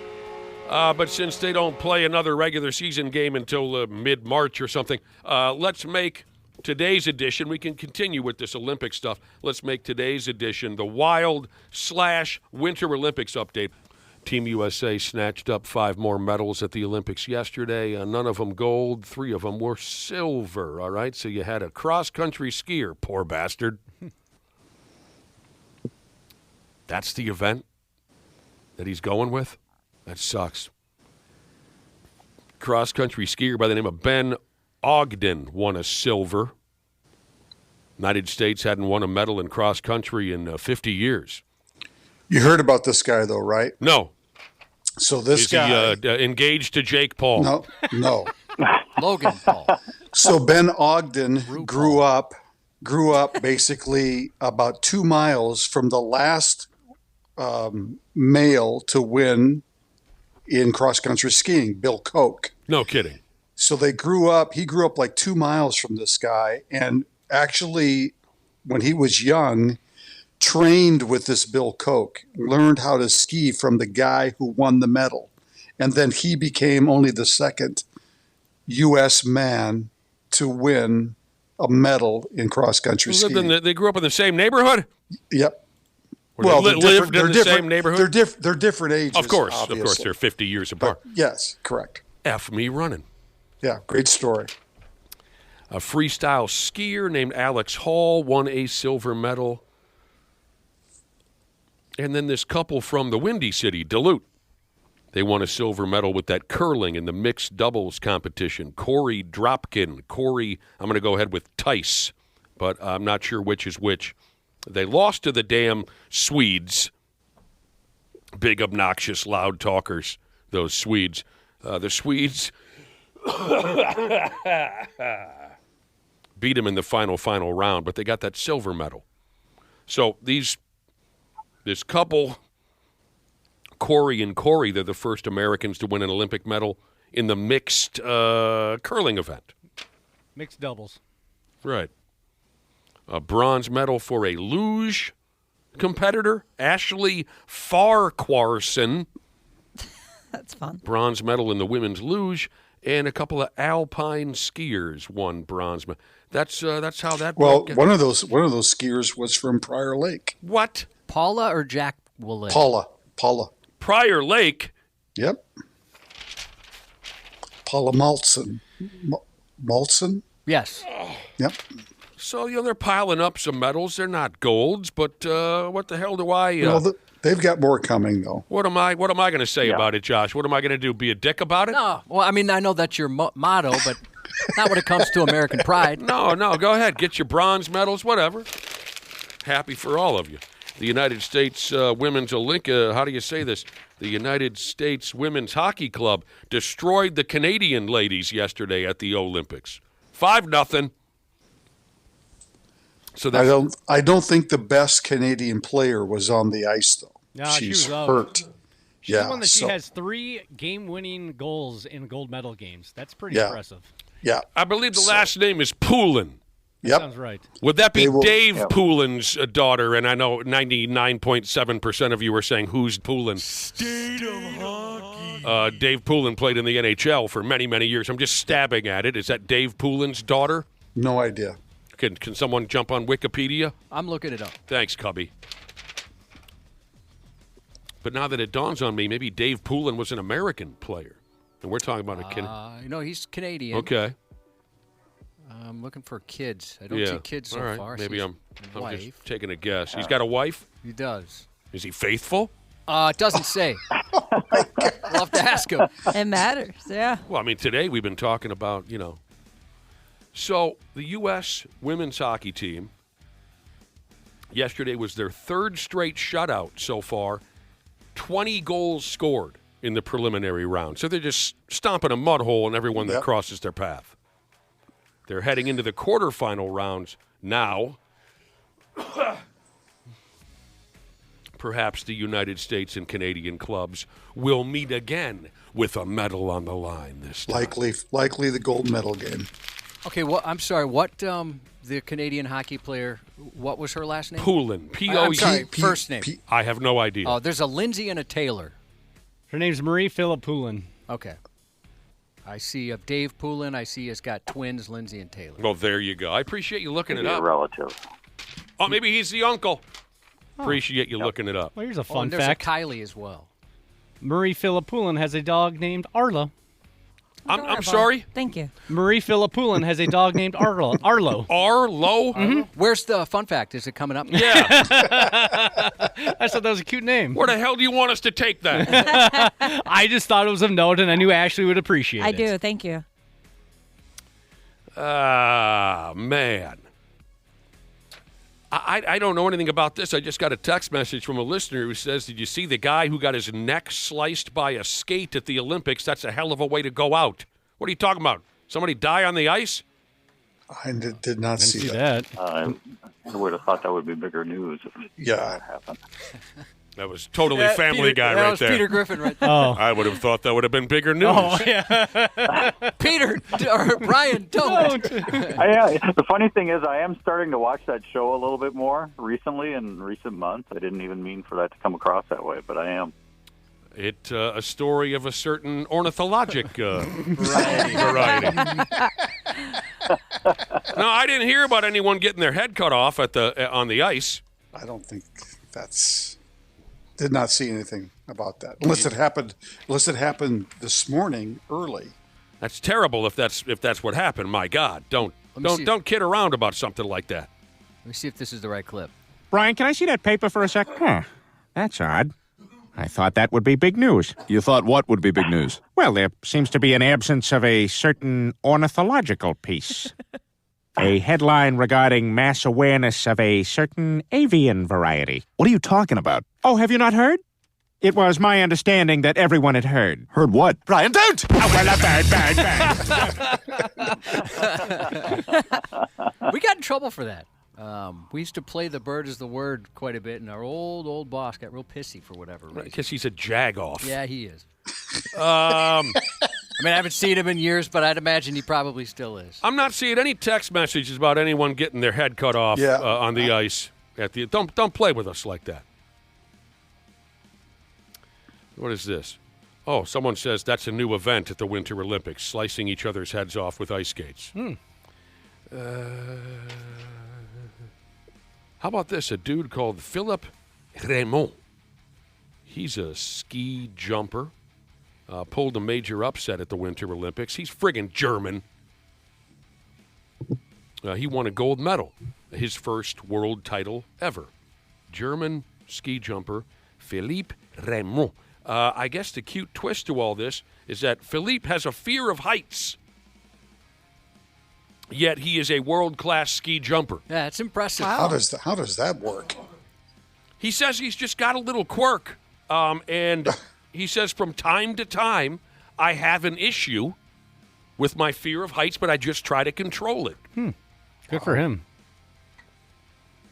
He flies more than 300 feet at speeds of up to 60 miles per hour, but he is scared of heights. Last year, he was in the middle of a competition and he quit. Because of the fear? Because the fear kicked Wow. in. Yeah. I wonder if it's kind of like what these gymnasts get sometimes with the twisties. The twisties, yeah. I don't know. He just says it's a real thing, and he tries his best to control it. But like I said, last year he upped and walked away from a competition because it was scaring him so much. When you're ski jumping, the normal height, when you are normal ski jumping, that's a category, normal. If you watch tonight, maybe you'll see some of it. The height is 320 feet. The large category of ski jumping, you're 400 feet in the air when you shoot off that ramp.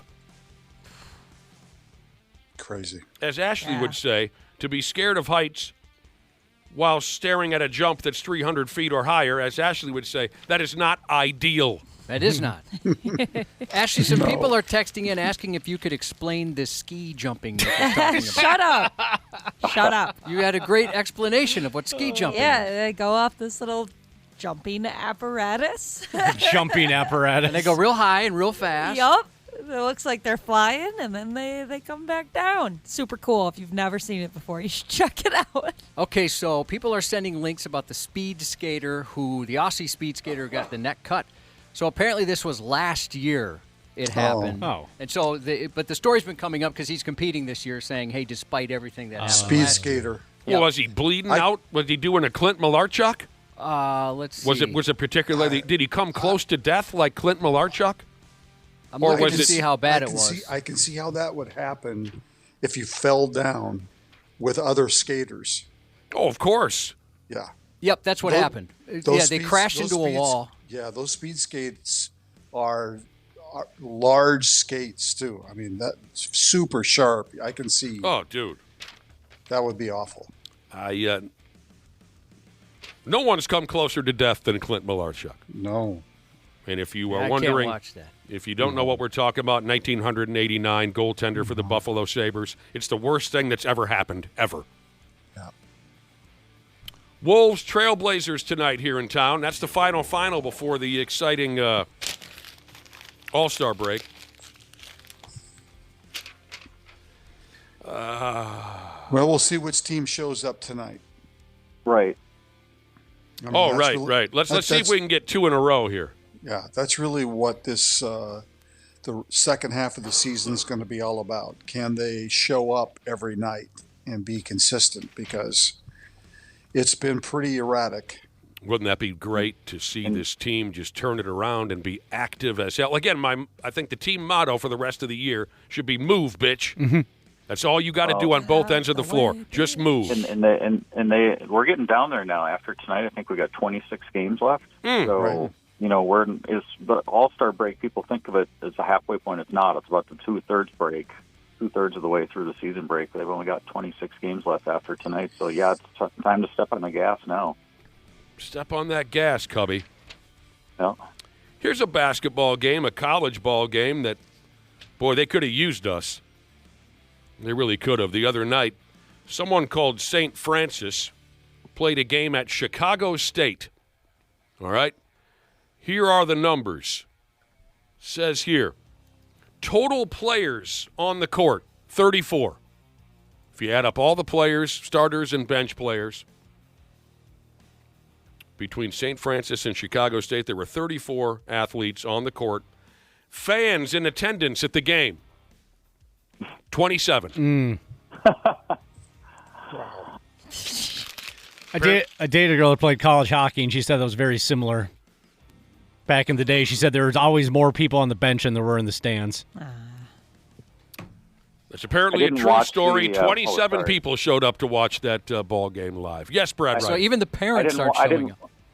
I didn't watch the Knicks-Pacers game last night at all, but I was reading about it this morning. It went to overtime. The Pacers won 137 to 134. Apparently, the game had 39 lead changes. Jesus. Wow. That would have been a good game to watch, apparently. Oh, God. Tell you, a good game to watch was that Nebraska-Purdue game last night. I clicked. Freddie Hoiberg's team was down big, and they came back and sent it to overtime against Purdue. They lost the game, unfortunately, for Nebraska. But, boy, that was a great basketball game. 2 fun teams to watch. I saw that on my television guide, and I never got around to it. So Freddie won? No, they lost in overtime, but they were down almost 20 and battled their way back to send it to OT. I've watched both those teams a little bit, too, this year. Both those teams are probably going to make tournament runs, I would guess. Oh, for sure. Yeah. They're both very, very good. You want to try to cover a brand new sport this morning? Apparently, brand new for you. You know, I tried that slap fighting garbage. Oh, my gosh. I gave it about 15 minutes. It was Are you talking about who did you try it with? into each other? Yes. Randy Shaver, that is where I'm going with this. Oh, my God. I saw this the other day. I couldn't watch it. On the Holy cow. On the topic of new sports, I did try that slap fighting. Didn't grab me. Did you like it for a couple minutes? No. I did. Oh, really? No, not at all. I thought it was kind of cool for a second or two. And I then... like contact sports just as much as the next swinging D, Cubby. But there has to be some level of athleticism in there somewhere. And slap fighting has zero athleticism. Yeah, I get what you mean. If I want to watch... You tried it, meaning like you actually tried doing it with somebody. That's what I thought. Oh, God. No, we're waiting for you to show up in studio. Then we're going to give it a shot. I'm coming in that day. Bringing your pimp hand. There needs to be some activity, some athleticism. So, I mean, if I want to watch people slap fight, I'll just find my old Jerry Springer Too Hot for Television DVD. Oh, those are great. Watch that again. I tried car jitsu. Totally stupid. Yeah, that's pretty dumb. I mean, you got to check them out, right? At least for a second or two. Two people try to choke each other unconscious in the front seat of a motor vehicle. Randy Shaver, Brad Ryder, have you tried car jitsu? No, I haven't. I mean, watching it, is what I'm... I have not. The best underground contact sport going right now I saw on Pornhub. It's called Ultimate Surrender. But anyway, there's a new sport. Jesus. Some of you know what I'm talking about. Yeah. Yep. Well, but Randy said yeah. Well, you've mentioned it before. Have I? Maybe he's heard it. There's a new sport. Randy saw it. It's called the Run Nation Championship, RNC. I think I have that right. They come out of Australia. And from what I saw, it's two people, usually two big, blown-up, steroid-enhanced bull moose type looking dudes, right? Yeah. I saw quite a few hair buns on their heads. What do they call those again, Josh? Man bun? A douche knot? Douche knot's the derogatory term. Didn't want to say that one, but... So, it's usually two big bull moose, thick neck, type characters. They're on a short stretch of artificial turf like you see at indoor NFL stadiums, like you see here at the new Metrodome. One of them is carrying a football or a rugby ball or something. Someone says, ready, set, go, and the two of them run full speed at each other. No zigzagging, no deking. The goal is to hit the other dumb bastard with as much force as possible to straight up knock the life out of their body. Oh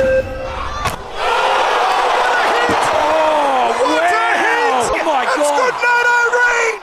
I mean, it's basically suicide. Mm-hmm. Yeah. The look, the loser, just the look of bewilderment and not knowing where the heck they. I mean, you can see like in the cartoons the birds flying around their heads. Yeah. They look completely lost as to what just happened. No helmets, no pads, maybe a mouth guard.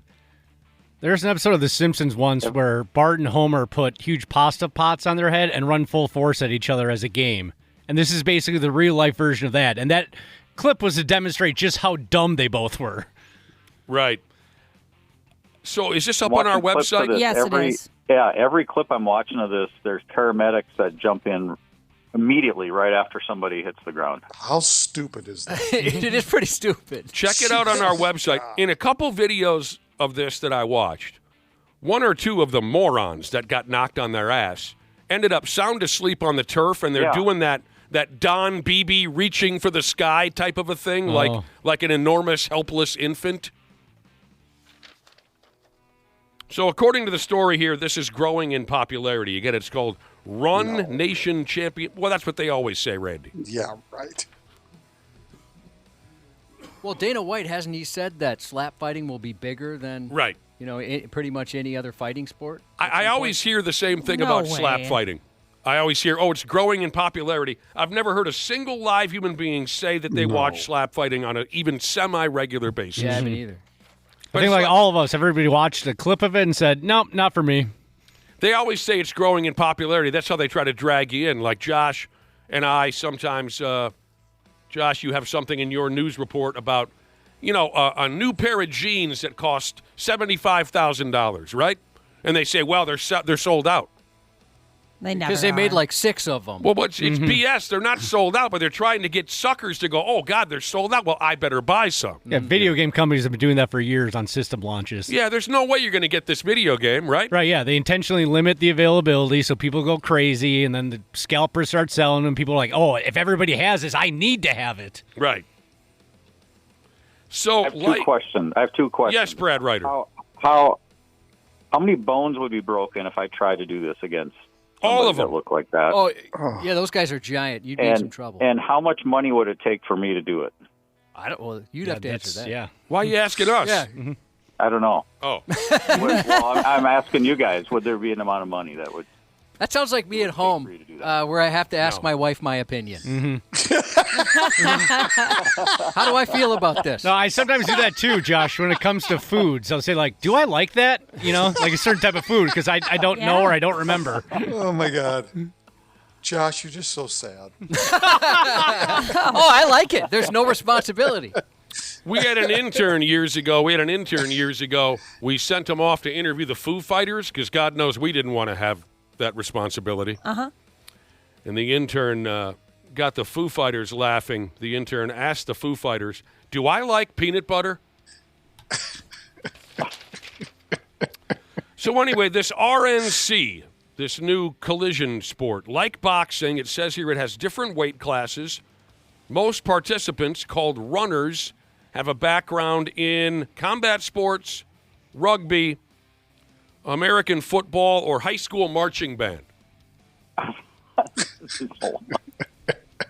Well, you know, they might be dumb, but they're also pretty brave. I didn't see anybody flinch. They went for it. Well, they're so gassed up on drugs, I bet. Oh, I you bet think so? Oh, I bet they are numb from their toes to their nose on dope. 100%. Of course, plenty of people have spoken up about how dumb this is. They feel like this league better set aside some wheelchairs and some drool bibs because dudes are going to end up with their necks broken. Yeah, just dumb. Brain fluid pouring out of a crack in their skull. Yeah, somebody's going to die from that. They're going to die. You can check it out on, 93x.com. What is this now? Ah, dang. Yeah, Flippy Dicky Jesus texted in and said, I was describing that infamous Don Beebe NFL moment where he got knocked out cold and he was reaching for the sky while unconscious, like a little baby looking for a bottle.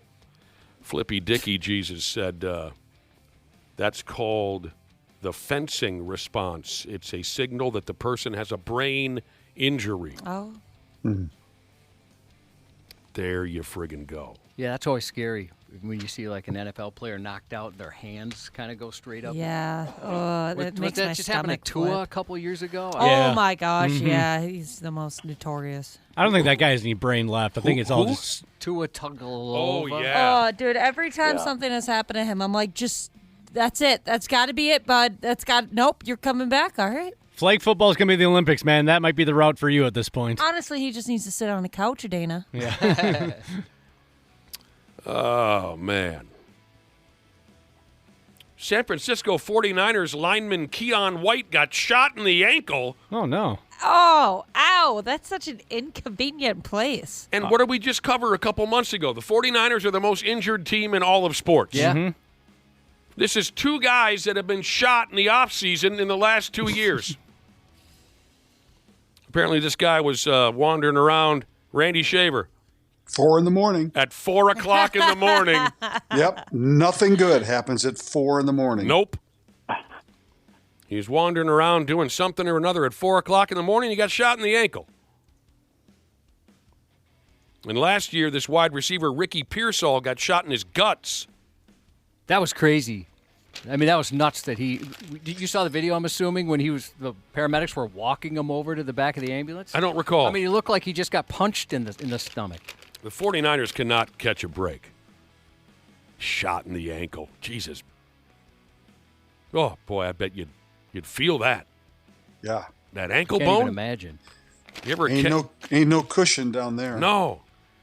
You ever catch that pig on the corner of the bed frame? Oh, yeah, absolutely. God.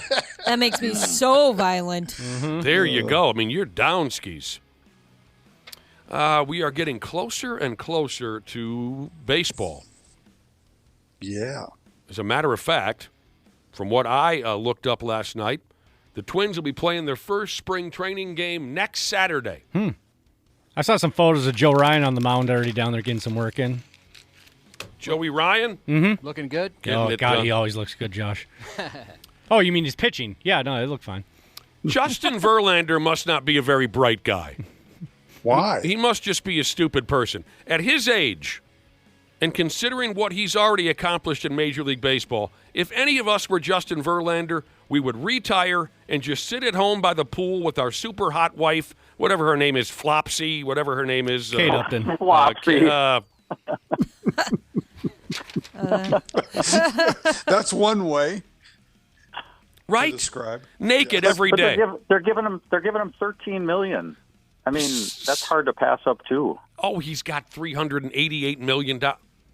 If you were Justin Verlander, you'd keep pitching for the money, Josh. Or pardon me, your name is Brad Ryder. When you got Flopsy at home?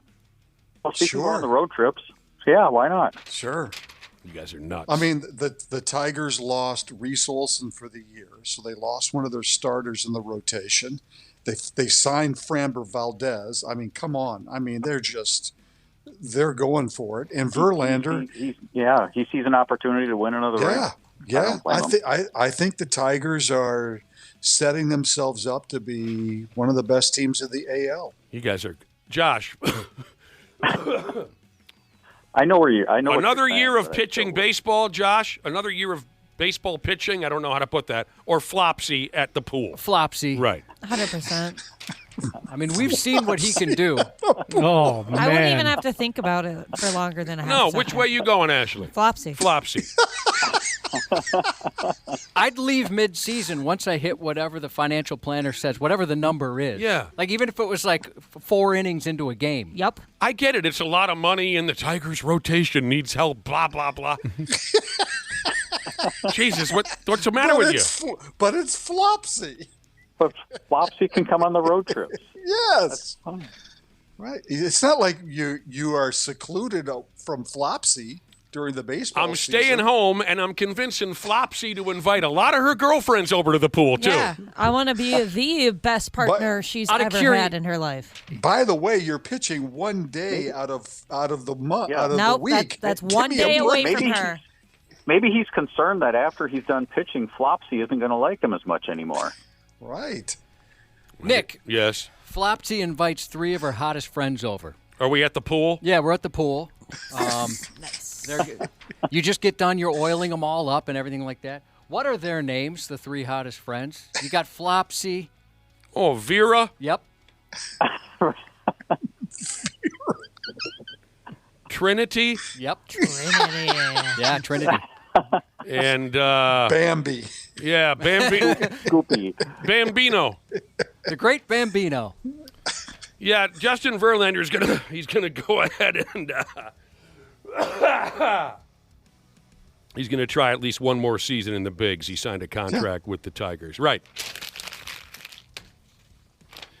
You guys know I get more and more aggravated by how loosely the word legend gets thrown around in the sports world today. Hell, the other day I read something like Dallas Cowboys legend Tony Romo. No. God. Tony Romo is not a legend. He played the game. No. He might have even played it well now and again. But you have to be truly great or truly unique to be a legend. I don't know how much more clear we can be about this. Yeah. We can all agree on this, I'm sure. Nolan Ryan is a legend. Yeah. Yes. I think, Nick, what qualifies you as a legend, at least in one way, is if you made the Hall of Fame. Sure. If you're a Hall of Fame player, to me, then I think you can say that you're a legend. I'll explore using the word on you if you make the yes. Hall of Fame. Right. Yes. Nolan Ryan might be a hopeless moron away from the field. I have no idea. But there's no question that he put together a legendary career. 27 years in the big leagues, 7 no-hitters, all-time strikeout leader. No one will ever match him until the end of time. No. If you're a little older, you might remember a game that Nolan Ryan was pitching back in 1990, pitching for the Texas Rangers. No, not when he drummed on Robin Ventura's skull. This was a different game. In the second inning, designated hitter Bo Jackson. Yes, a legend. Yeah, a video game legend, too. In the second inning, designated hitter for the Kansas City Royals, Bo Jackson, smacked a sharp one-hopper back to the mound. Nolan Ryan wasn't able to field it cleanly. The baseball busted his lower lip open for him. Yep. 2-inch gash in his lower lip, Cubby. 2 inches. That's an eternity for a guy like you. Heck yeah. Ryan picked up the ball, threw Jackson out at first base, and kept pitching. He was spitting blood all over his jersey out there on the bump for 5 more innings. Ooh. He went 7. He didn't allow a run all the time. Plasma pouring down his jersey. He left the game with a 1-0 lead in the 8th inning. After the ball game, he had a cold beer, and then he allowed the training staff to put 6 stitches in his yapper. That's awesome. A legendary performance. Where I'm going with all this, we love a good baseball game giveaway, don't we? Mm-hmm. This baseball season, at the Rangers ballpark at a home game in May, the Rangers appropriately hosting the Kansas City Royals that night, all fans will receive a bloody Nolan Ryan replica Rangers jersey to honor that great performance from 36 years ago. That's cool. That's so awesome. sweet. That's great. I did not see a picture of what the jersey looked like, but it's going to have fake blood all over it with Rangers on the front and Ryan on the back. They kind of matched it up almost perfectly as to where the blood was and the exact kind of style and design of where it fell in his jersey. They just mimicked it on the T-shirt. It looks pretty cool. That's awesome. Those are going to be on eBay for sure. Oh. I think we mentioned this last week. The Chicago White Sox went overseas and snatched up a big shot Japanese home run hitter, a dude by the name of Minetaka Murakami. And the Sox training staff and whatnot was putting together their clubhouse there at their spring training facilities. And people are trying to make fun of the Sox because they misspelled Murakami's name tag above his locker. For God's sake, you try it. You know what I mean? So they screwed up Minetaka Murakami. I'm going to give him a little leeway on that, wouldn't you? Doesn't seem easy. No. I would just put new guy. Yeah. They misspelled his first name as Munetaki instead of Munetaka. I bet you the dude who had to spell Menkiewicz in the Twins locker room didn't. Double check that a couple times. That's got to be miserable, some of those names. I remember having to write that or type that in a press release more than once. Oh. Having to double check that. MIENTKIEWICZ. You got it, yep. That's one of the most break that one up 2 or 3 times. It's one of the most complex last names I've ever seen in my life. Yeah. Imagine having that in front of you, that and Krzyzewski, and saying, how many opportunities would it take you to pronounce those names correctly? Right. With the way they're spelled. Right. The dude who had to spell Menkiewicz in the Twins locker room, he did not have it easy back in those days. I'm sure he effed it up once or twice. A few of my best bros growing up had very difficult names. I don't know why we were so lucky or unlucky, but these are some of my oldest and best friends from growing up. Difficult names to spell. Zarnicki was one of them. Oh, that's cool, though. I like the sound of that. Prbilski. Przybyblski. Hitchon. Aristides. Those were 4 of my best friends growing up, and all of them, it took practice if I ever had to actually spell their last names. Aristides almost sounds like some type of philosopher from way back in the day. They're as Greek as Greek can be. Oh, now I'm thinking about it. I had an Ambadagis. God, say that again? Menkiewicz, and I had Przynski. Brzezinski's not that hard. Give us that friend of yours name again. Ambadagis. Is that Greek? Yeah, it's Greek. Ambadagis. Mm-hmm. It's not spelled like that, though. My pal, the Aristides, I've told you about their dad, one of my idols, and he's still kicking. Their dad was my friggin' hero when we were kids. A hockey coach for us. And, give me a break. I was only like 7, but I played soccer for him, too. And that's the legendary story I've told before where Mr. Aristides was our head coach, a bunch of 7-year-old kids sitting in a circle before our championship soccer game. And he said, if you win, I will buy all of you Penthouse magazines.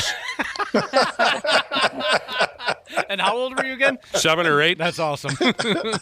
And he looked into our eyes and said, if you lose, and he made a scissors motion with his fingers, If you lose, I cut your sausages off. Sounds like a movie. How'd it turn out? We lost in overtime. Oh, no. That's sad. Was that the most heartbreaking loss you experienced that season? Yeah, he lost his sausage. That season? Nick became eunuch that day. Dude, I wanted that Penthouse magazine. Oh, I wanted it bad. The one in my dad's buddy's fish house, I'd already gone through that sumbitch 100 times. I wanted myself a fresh Penthouse magazine. You had that one memorized. Yeah, yeah. Because Flopsy was in it, probably. Well, I remember the gal in the centerfold was from Indiana. That much I do remember. I'm telling you the friggin' truth. I know she was from Indiana somewhere. Maybe French Lick. You guys are great. But we got to go. We got to go. Thanks, Brad. Thanks, Randy. You bet. Yep. We will be back before you know it here on the Half-Assed Morning Show. Half-Assed Morning Show. 93X. Happy New Year, podcast pals. Dana here to give my daily love to everybody at Standard Heating and Air Conditioning. Just a quick brag. I'm a Smart Club member. And yeah, it's a big deal because when the polar vortex hits, your house will let you know real fast. That's why right now is honestly the best time to do comfort upgrades. Standard's running a ton of specials right now. Things like whole home humidifiers to fix that dry winter air, UV lights to help keep the air cleaner, and ERVs that bring in that fresh air without dumping the heat. Trust me, you will notice a difference in a big way. Be cozy this winter. Standard Heating and Air Conditioning, providing the comfort you deserve since 1930. Online at standardheating.com. Years of hard work, and now you've got pain in your back, your shoulders, your knees, maybe your joints. You need help. Randy Shaver here with the answer. Dave Bialke. He's got over 30 years experience in getting workers' compensation benefits for people just like you. Don't suffer. Call Bialke Law today. 763-571-2410 or go to bialkelaw.com. That's BIALKE law.com. And it spells relief for you. The CJ Pearson Show. Every week, we'll take on the biggest cultural, political, and moral battles in America head on. CJ presents the most passionate voices in the black community. When you're going around and talking to people in actual communities, you get to know what people actually care about. As a black man, why can't I be the first one in my family to graduate from college? Why can't it be me? Yeah. Shift the way that I think about the world. Bold truth, real conviction, zero permission. This is the CJ Pearson Show. The CJ Pearson Show. Follow and listen on your favorite platform. The Half-Assed Morning Show. 93X. All right, what a day we're having around here. Josh doesn't seem particularly happy, but I think it's been pretty good so far. Yeah, I'm in a bad mood. I'm sorry to take it out on you guys. Hope everyone's feeling good. We thank you for listening to the 93X Half-Assed Morning Show. Anyone hungry? Yeah, always. I'm doing all right. Kinda. The reason I ask is I went down the hall to take a squeege, and there's a single Cheez-It laying on the floor. If you pounce now, I bet it can be all yours. Dibs. Especially if it's extra toasty. Single Cheez-It laying on the floor in the hallway. Are those the ones where it was a mistake? Yeah. They left it in the baker too long or something, and by that I mean like the oven, not the person making them. Yeah. And then they turned out they were delicious. Yeah. All right, you silly bastards. In a new report, 34% of people who own a car say they'd be embarrassed for someone they know to look inside their vehicle right now. I guess maybe a little bit. I looked in your vehicle a couple of mornings ago, Ashley. Yeah. There's a lot of crap in there. Yeah, it's a little messy right now. That was the case for me about 2 weeks ago before I upgraded my car. I had just an absolute disaster of a car, and I treated it that way. And a coworker saw me in the parking lot get into my car and came up and started talking to me. I'm sitting there with the door open. I'm like, I'm so embarrassed. There's crumpled up wrappers. There's cans of soda crumpled up, just trash everywhere. Really, some loose French fries on the floorboard. I'm like, oh, man, they just think I'm the biggest trash person now. Yeah, I've gotten over it, though. I'm like, whatever. My car is usually clean for like 2 months out of the year when I eventually clean it. And then, I try to stay on top of it. But now that's completely gone because usually the reason I can stretch that is because when I get out of my car, then I'll be like, okay, grab the stuff. Grab all your trash. Put it away. You're good.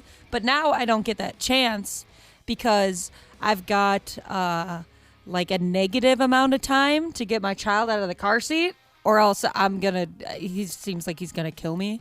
So I don't get a chance to throw my crap away. Something tells me you could take him. I don't think if there's a physical conflict. Yeah, sloppy cars, messy cars, usually it's a sign that you've got kids. But, Ashley, we all know that your car was kind of a grotesque sight even before you had a child. Yeah, you mentioned that before. And I love a clean car. Like, it makes me so happy once it is clean. It's just getting it done. And yeah, I don't know. I've never had that problem. I've always kept my cars presentable. No trash, empty bottles, all that. I've never gotten into that bad habit. So 34% of people would be embarrassed if someone looked in their vehicle right now. Random clothing. A lot of them have random clothing in the car. Josh, I know you don't have this problem either. No, not at all. You guys know me and anal. I'm very anal about it. As a matter of fact, like when we were just in Brainerd over the weekend for a basketball tournament and we drove separately, I came up a day later, and my son wanted to ride home with my wife because she lets him eat in the car, and it shows. I'm embarrassed to get in her car. Like, I don't like to be in her vehicle because it's always disgusting. I mean, food all over the place, trash. Like, when she gets out of her vehicle in our garage, there's always something left behind, a wrapper of some sort of, like, beverage or something. So I have to clean the garage floor constantly. Oh, man. Josh, I can attest to your car. Like I said in the past, I'm an experienced customer of Uber Josh. I've been in your truck a few times. It looks like it was just off the factory lot. I like to keep it clean. It's beautiful in there, and you can tell like it's wiped down and clean. Like that big honking screen you have that's like bigger than my laptop. You know, there's no finger smudges on it. Like it's impeccable. I bet it smells good. Here's a listener. Josh's car? Yeah. Oh, I think it smells kind of funny. It doesn't smell funny. Yeah, there's an odd smell in smells your like him. You're weird today. There's always been an odd smell in your car. There hasn't. So, yeah, clothing. Here are some of the problems. Some of the garbage that average people leave in their motor vehicle. Clothing, trash and food wrappers, you mentioned, bottles and cans. And I've got, over the years, I've had plenty of friends who had disgusting interiors of their motor vehicles. My favorite was the dude who had, I'm going to say 4 inches of ash and cigarette butts, 4 inches above the very top of the... So it's like an iceberg. Yes. My uncle had that. When they opened the windows, it was a disaster. Exactly. Oh. That's exactly where I was going with it. So the ashes and the cigarettes have cleared the lid of the ashtray by 4 inches. You roll a window down, it's the world's worst snow globe. So I've seen a little bit of everything. We all have, right? Mm-hmm. Yeah. The last thing mentioned in here, as far as common garbage in your car, the last thing mentioned here is the only thing that really kind of grosses me out. I don't mind. I grew up with cigarettes and ashes, dirty clothes, cans, and that doesn't bother me. It's when there's actual food items on the floor or on the seat. Yeah. You can make out a part of a sandwich or a baked bean or something. And that grosses me. Cold, old food. It's frozen. Yeah. It's winter. Speaking of cans and bottles, I had a not so proud moment. A couple of years ago, I got pulled over, and it was early in the morning, and there was crap everywhere. And I guess my car smelled like weed. It makes sense. I was, smoking weed at that time, and usually when I would partake, it was in my vehicle. And the guy was like, "Yeah, it smells like weed," and I was like, "Yep, yeah, I knew this was coming." And so he was like, "I'm going to search your vehicle." And I was like, "All right, I'm sorry in advance," because it was bad. Like, it was some of the worst it's ever been.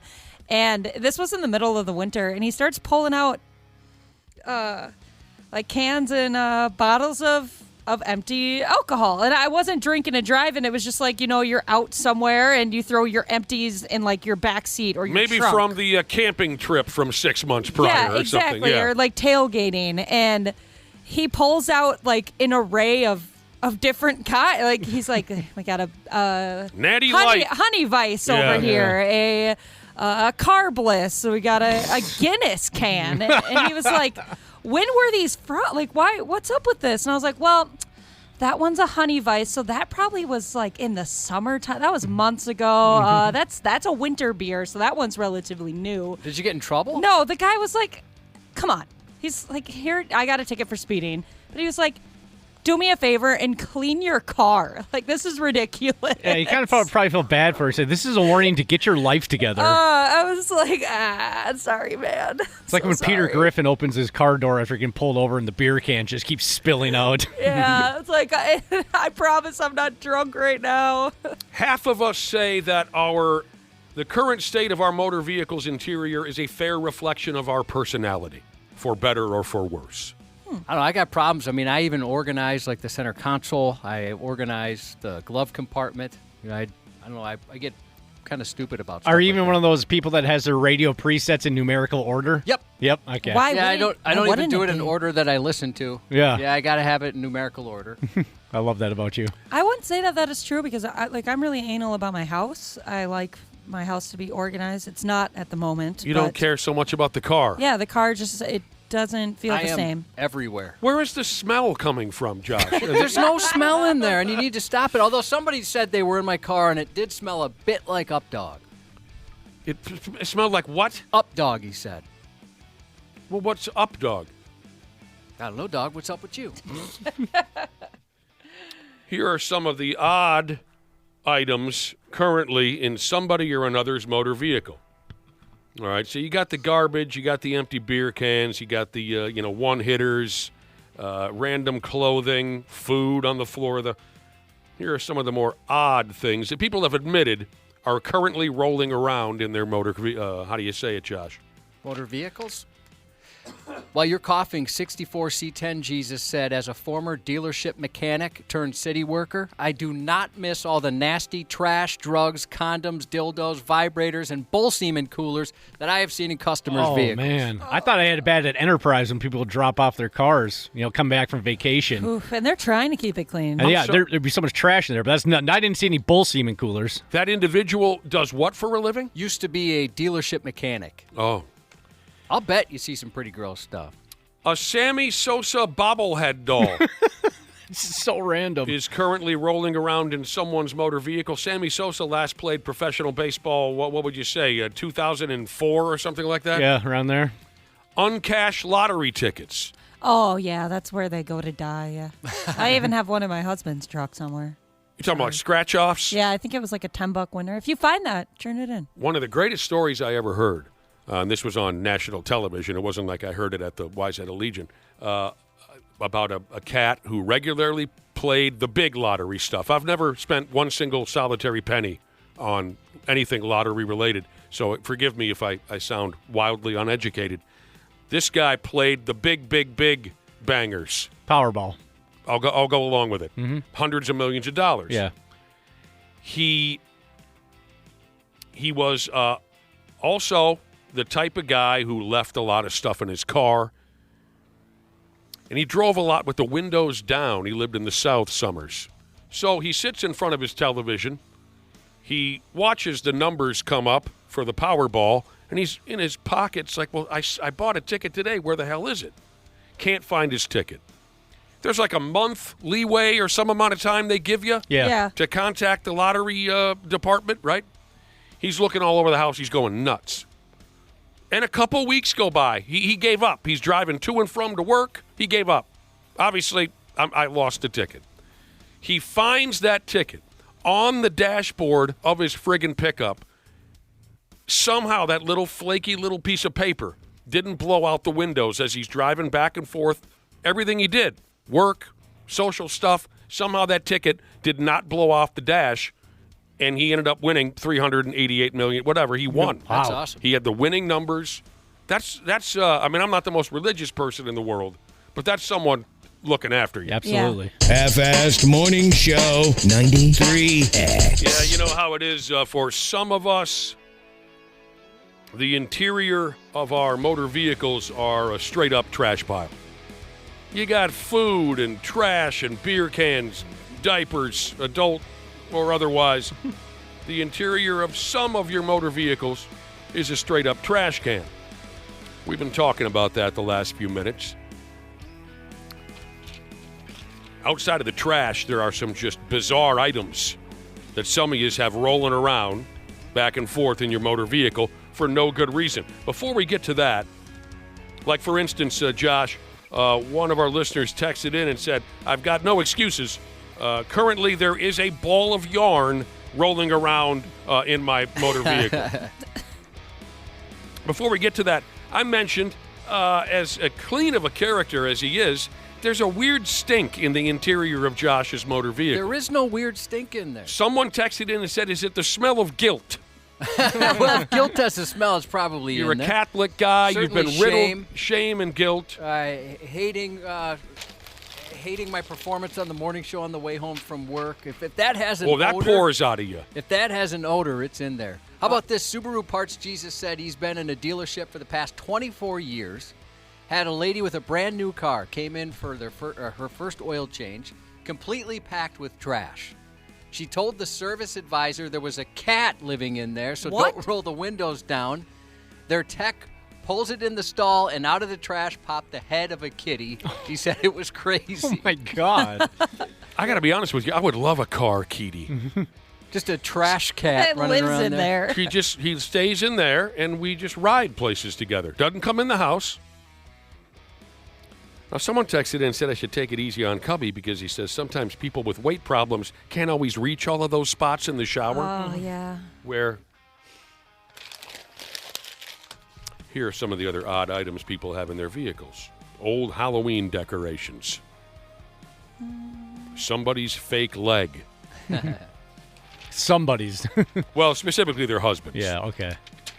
Well, I just remembered one weird that's kind of fitting right now because Friday is Friday the 13th. Ashley, for a while, you had a Jason Voorhees hockey mask in the backseat of your car. Yeah, I did. That was in there for a grip. Yeah. I can't remember how I acquired that. Did you pull it off of his face as he was trying to kill you? Yeah, No, we'd be rob friends. a kid on Halloween, maybe? Beat him up and stole. And you take his candy, then to add insult to injury, you take his mask, too. I had a dildo in my car for a really long time because of this place. His name's Jeremy. We know him. Bogus. By the way, this Friday is Friday the 13th. Yes, Yeah. it is. Did you know that? Did you guys see that one? Yeah, they're doing a bunch of tattoo deals around Didn't town. I just say that? Huh? Yeah. You did? Uh-huh. Oh, I tune you out sometimes. Oh, okay. That's fair enough. Did you really say this Friday's Friday the 13th? Yeah, I said this is fitting. What I saw in Ashley's car, seeing as Friday is Friday the 13th. He's telling but the she had truth, Jason Cubby. Oh, he Voorhees speaks mask. so fast. Did it sound better when I said it or when he said it? Well, it's It's about the close. same, Was it yeah. Pretty close. Oh. But yeah, dildo in my car, and then one of my buddies, Now, that was because we were getting them for free in the building here. yeah, and right. I just I'm talking months went by, and then my buddy saw it in my back seat. One time we were leaving the bar, and then he stuck it to my back window, the inside of my back window, and So it was a stayed suction there. cup dildo. Yeah, it stayed there for a couple more months. Be a good hood ornament. We got a text here just 2 days before Friday the 13th that says, I have an ice scoop floating around under my driver's seat, which has been there since my wedding. I got married 3 years ago. An ice scoop. An ice scoop. Did you steal that as a memento? You stole it from somebody's fish house? Oh, I was thinking for drinks, an ice scoop. Oh, I was picturing Yeah. ice fishing. That makes sense too. Yeah, I was picturing for really- drinks from the wedding. I don't know what that is. I didn't know there. I didn't know there was such a thing called an ice scoop for cocktails. Someone currently, for no good reason, has a dog stroller in their car. I have a cat stroller. I love that. My mom has one for her dog. I love that little thing. It's cute. I've only seen the cat stroller, never a dog stroller. It's the same thing. Yeah, it's the same thing. I'd imagine for those little tiny dogs. Yeah, she's got two little princesses. Cassette tapes. Boy, I miss having that big bucket of cassette tapes in the front seat of my motor vehicle. I do. My car has a place where you can actually put CDs. You don't see that I don't too think often. that's a thing anymore. Yeah. Yeah, they used to build a little rack, right? Is that what that was for? Like in the center console? Is that Oh right? no, I was talking about just so I have a Oh, a you case. can insert them. No, I can actually insert CDs into my radio. So you have a CD player. Your CD car player, has yeah. a CD player. Oh, I wasn't sure if it was still considered a CD player if it was in the car, or if it had a fancier word for it or No, something. CD player's good. Yeah. I would have understood that a lot easier had you said. I'm so sorry. Someone has got some false teeth in their car, jams and jellies, Oh, that's useful. a camping shower. That could be useful too. You never know, I guess. So there's some of us that are filthy. Some of us go the other way. Hell, there's one listener here who texted in to say he puts towels over his floor mats because he doesn't even want his floor mats, even in the winter. Oh, wow. To get a little bit of salt. And I would be afraid that Wow. I'd get my fake work boots wrapped up, tangled up in that towel, and I'd cause the death of a dozen kids on a school bus. Yeah, like your foot slips. Yeah. Oh, have you guys ever had that experience where you're driving and something kind of gets rattled around and goes? Oh, yeah. Oh, that is so Mhm. scary. Yeah. Bottle, Dog. Had a dog down there once. Yeah, stuff gets real serious when something like that happens. Nick, what do you call those long tube light bulbs that they used to smash each other over the back with in ECW? I'm going to go with fluorescent light bulbs. Yeah. We had to change some of those in the basement, so I had a couple, 3, 4 of them, and I guess you can't throw them away. You got to recycle them. Yeah. So I put them in my trunk, and they were there for about a year and a half. You should just do what I do. You just put them in like a corner of your house and then move them around like every couple months. Well, just drive over a bridge and throw them into a river. Yeah, that's a good. I should have done that. That'd be fun. Just launch it like a javelin. Were you able to defeat Kenny Omega or not in that? Well, that's the thing. When I was taking them out, I texted a photo to my buddies that said, "Who wants to come over and play King of the Death Match with me? Got some good fluorescence here." I remember when Those are so toxic, aren't they? I think so, yeah. What a pain in the ass. When I moved into the house that I'm living in now, everything was those long-ass fluorescent bulbs. Mm-hmm. So I had 30 of them. And I had no idea you're not allowed to throw them away. I had them stacked up in the trash can. My wife said, no, you can't do that. So I had to drive all the way to the stupid recycle plant because of these dumb... Josh, one of our listeners lives in the country.